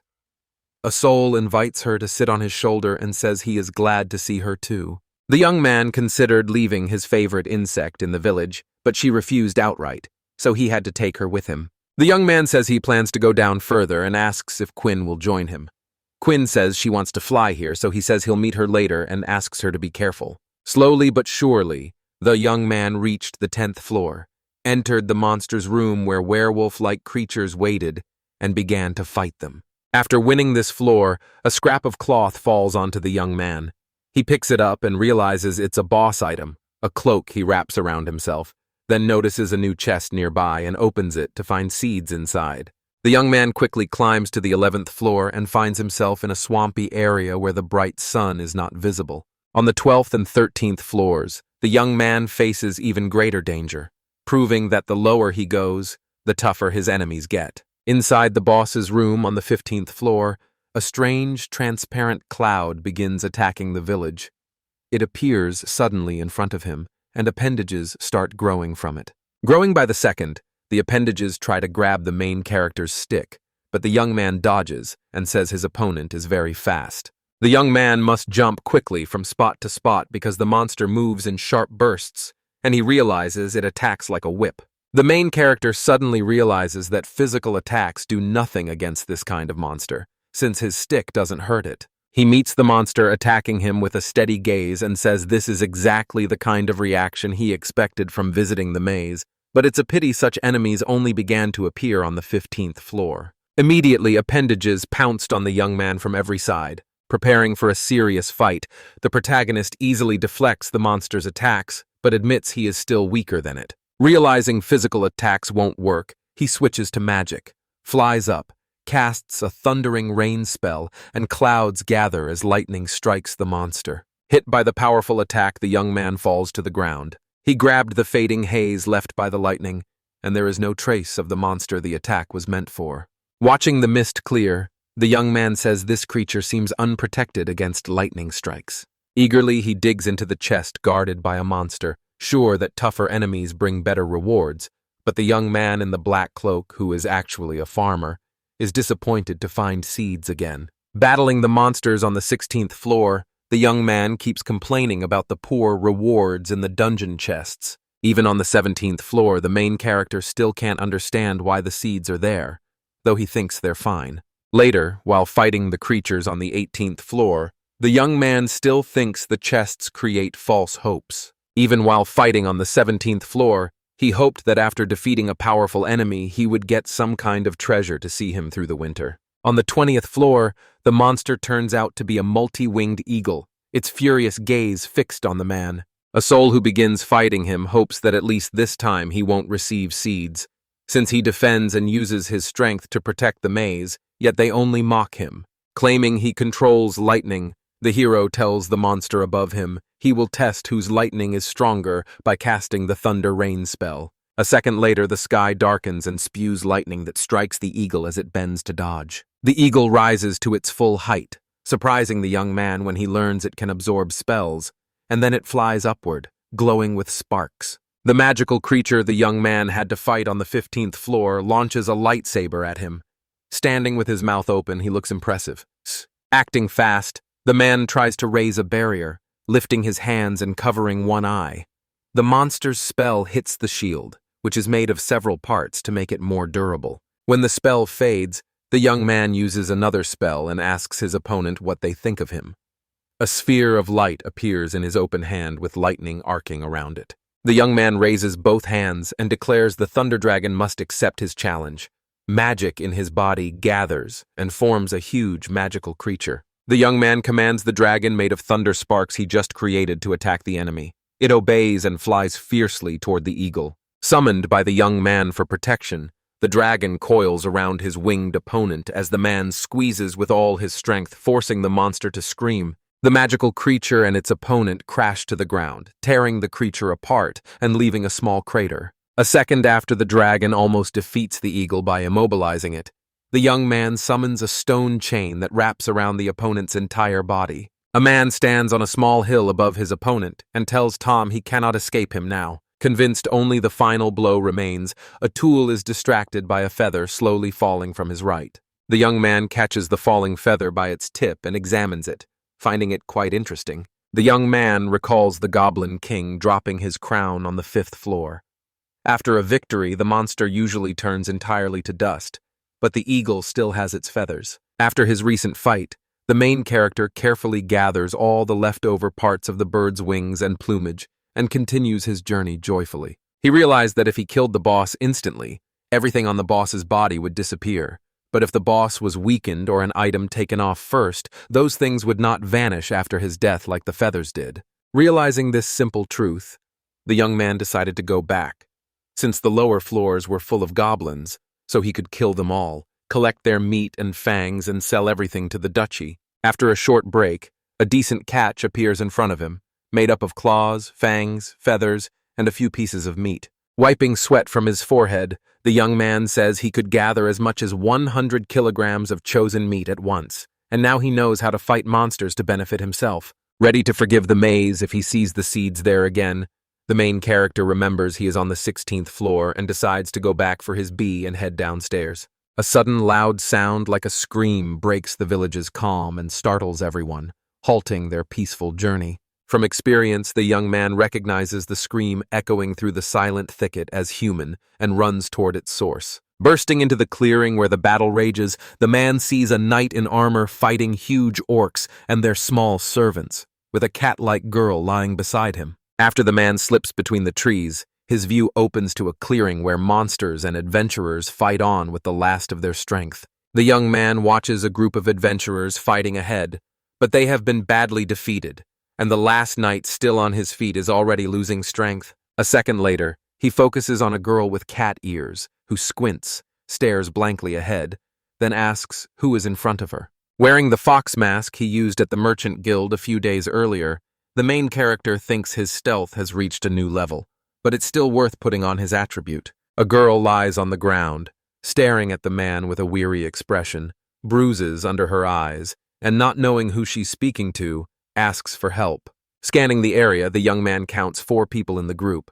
3 can't fight anymore, and their leader can barely stand. The young man rushes to help everyone, because if he does nothing, the trapped adventurers will stay in the maze and die. The main character runs forward to defend a young man who can barely stand as all the monsters close in on him. When a soul starts working his magic and summons balls of lightning into his hand, the man he ran to for protection asks who he is. The thunderstorm they called down earlier strikes the orcs and trolls about to attack the young man, roasting the monsters where they stand. The blonde stranger who nearly died is stunned that his defender cast such a spell without reading it. It also deals massive damage. The monsters began to fall. After his sparkling attack, the main character notices only one survivor, a red ogre charging toward him with extraordinary speed and a loud roar. The man takes a fighting stance, leans in, and says he used a powerful spell, but the creature proved far stronger than the others and is attacking the village. Raising his hand, the cloaked man starts a new spell and tells the ogre he will show a new lightning technique. A trident forms above his head. The young man shouts a spell that rings like a sparkling spear, then points his hand at his huge opponent. A magical projectile flies straight at the opponent, strikes the center of his forehead, and splits his head in 2. His action visibly surprised the adventurers watching him, since they had never seen mastery of magic this powerful. A spear of crackling lightning pierces a huge monster, knocking it onto its stomach and dislodging a massive hammer, the impact sending a roar that echoes across the area. Watching from a high point, the main character reports that the ogre lasted a bit longer but is still far from it, and the monsters from the sacred mountain are much stronger. Unseen by the young man watching, a pair of adventurers say she is safe and relax because the threat has been eliminated. The blonde knight, who tried to fight to the end and covered his eyes, thanks the young man, says he is grateful for the help whoever he is, and then turns his attention to his teammates. Rushing to his unconscious friends, the stranger tells them to hold on and says the monsters have been defeated, so they can safely return to the surface. The main character scans the scene, sees 3 of the 4 teammates barely breathing, and finds the leader too badly wounded to get everyone out, so he steps in to help. The young man raises his hands again and chants a mass healing spell, and the 4 adventurers who fought the ogres begin to come to their senses. The blonde-haired knight looks at his previously wounded hands and says he's completely healed from the cuts, then turns and sees their savior running off briskly.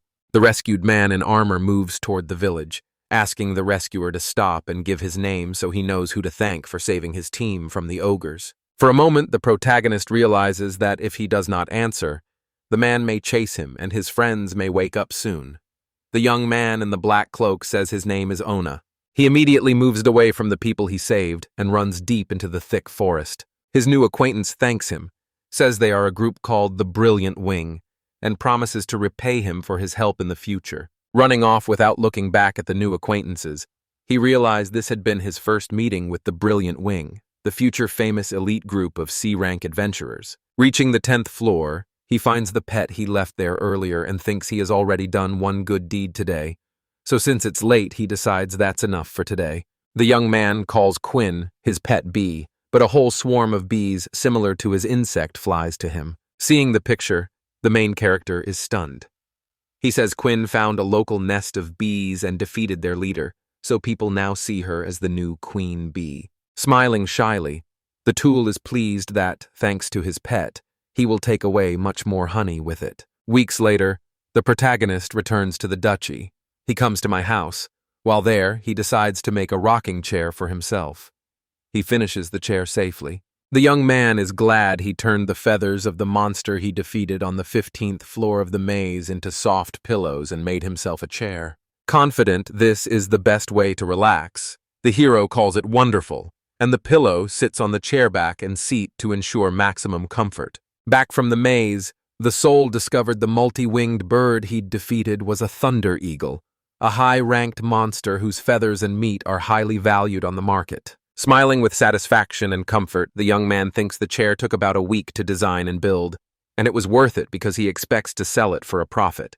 Before filing a patent, the main character decides to clean up the mess he made while designing a new piece of furniture for himself. Looking around the room, the man admits it's hard to live alone in a house like this. And even if he cleans up, the mess comes back. The young man claps, joy in his eyes because he has decided to hire someone and is thinking of a housekeeper. To carry out his plans and ensure his decision was correct, he knows he needs an expert's opinion. After a while, the villagers are gathered at a friend's house, and one of them asks the friend for help, while Mr. Lebrant eagerly inspects the rocking chair he invented. A man rocks in an armchair and says the main character has reinvented something incredible. Sitting in the chair feels nice, and the rocking is soothing. He would love to have one for his home. His friend leans in and says he is happy to pay for this miracle.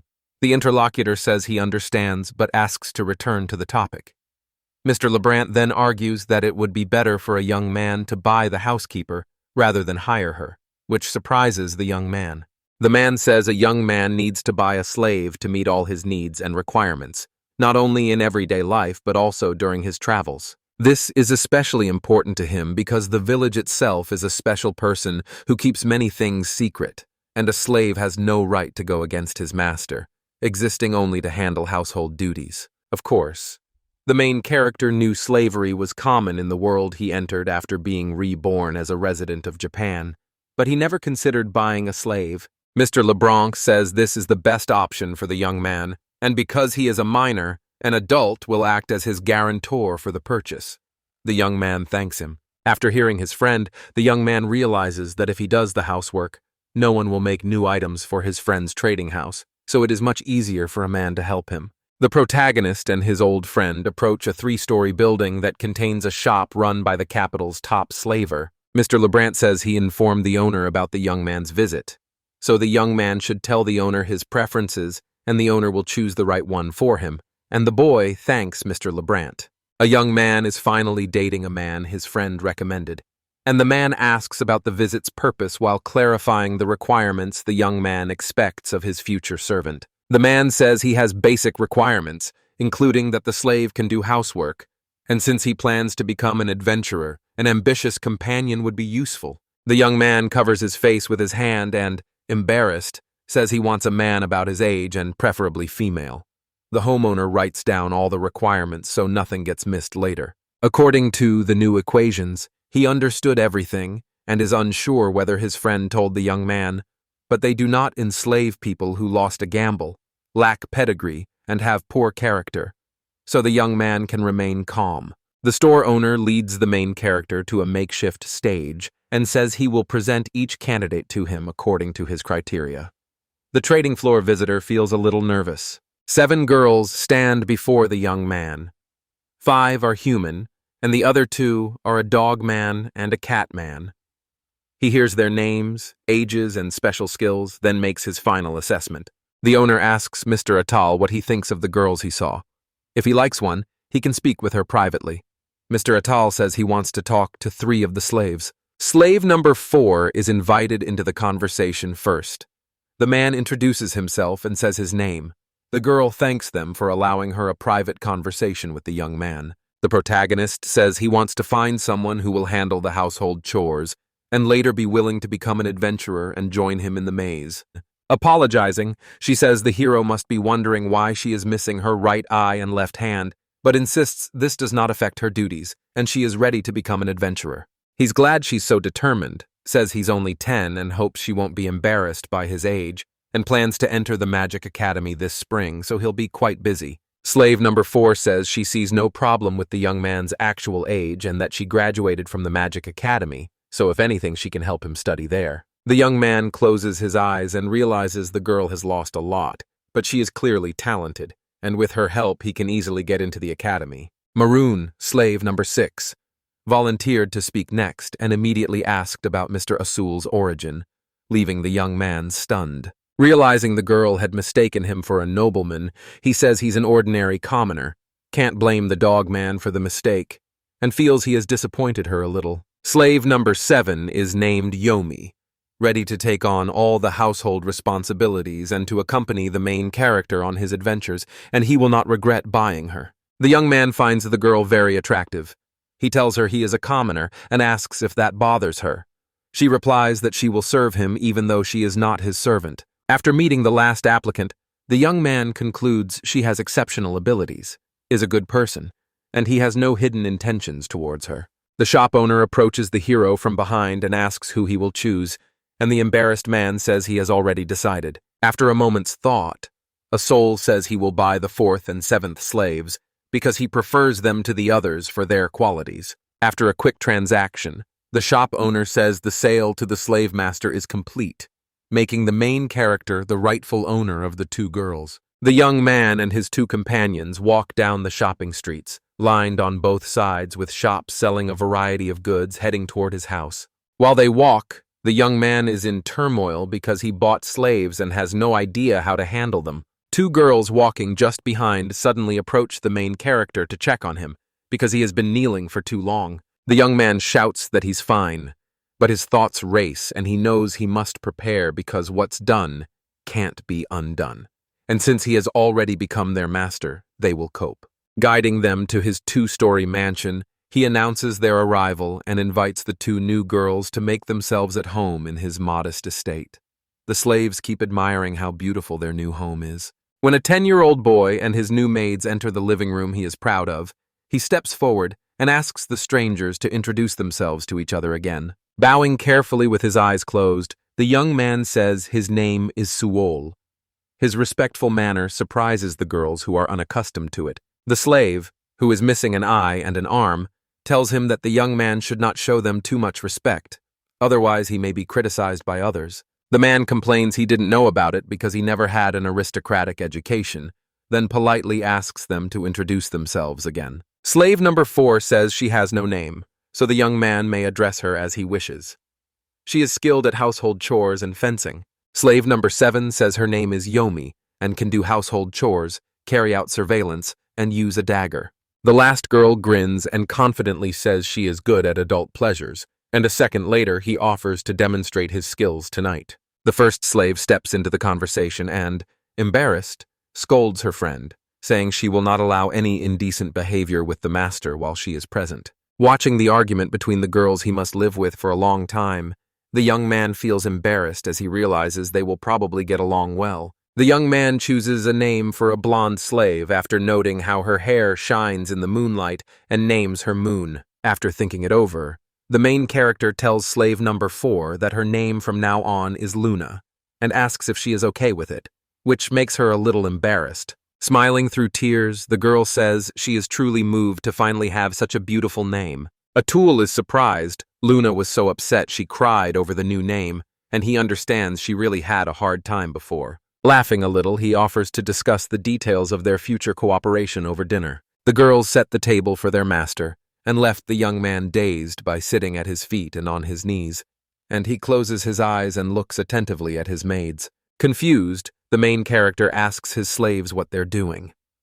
The blonde woman says they are happy to sit on the remains of his meal because he prepared so much, which is not surprising since his body is young. Smiling, the young man notices another oddity of this world and says he set the table for his maids too because he decided to celebrate their first dinner together. At first, the girls are so surprised their mouths hang open. Then the brown-haired girl jumps up and says she cannot refuse the owner's food. Both slaves sit at the table, but Luna hesitates because she wasn't trained that way, and Yomi doesn't see any reason to refuse when their new owner decided to pamper the heroines today. Tasting the first bites of the festive meal, the girls break into bashful smiles and say they haven't had food this good in a long time and they can hardly hide their delight at the flavor. While the slaves are eating, the man explains why he bought them, saying he has many secrets, does not want hired servants, and needs someone to keep the house clean. They say the young man continued, saying that at their first meeting he had mentioned he would visit the maze from time to time and wanted to take them along, and that he plans to attend the Magic Academy in the spring and would welcome their help with admission. Luda asks what kind of secrets the guy keeps and whether girls are allowed to know about them since he mentioned them recently.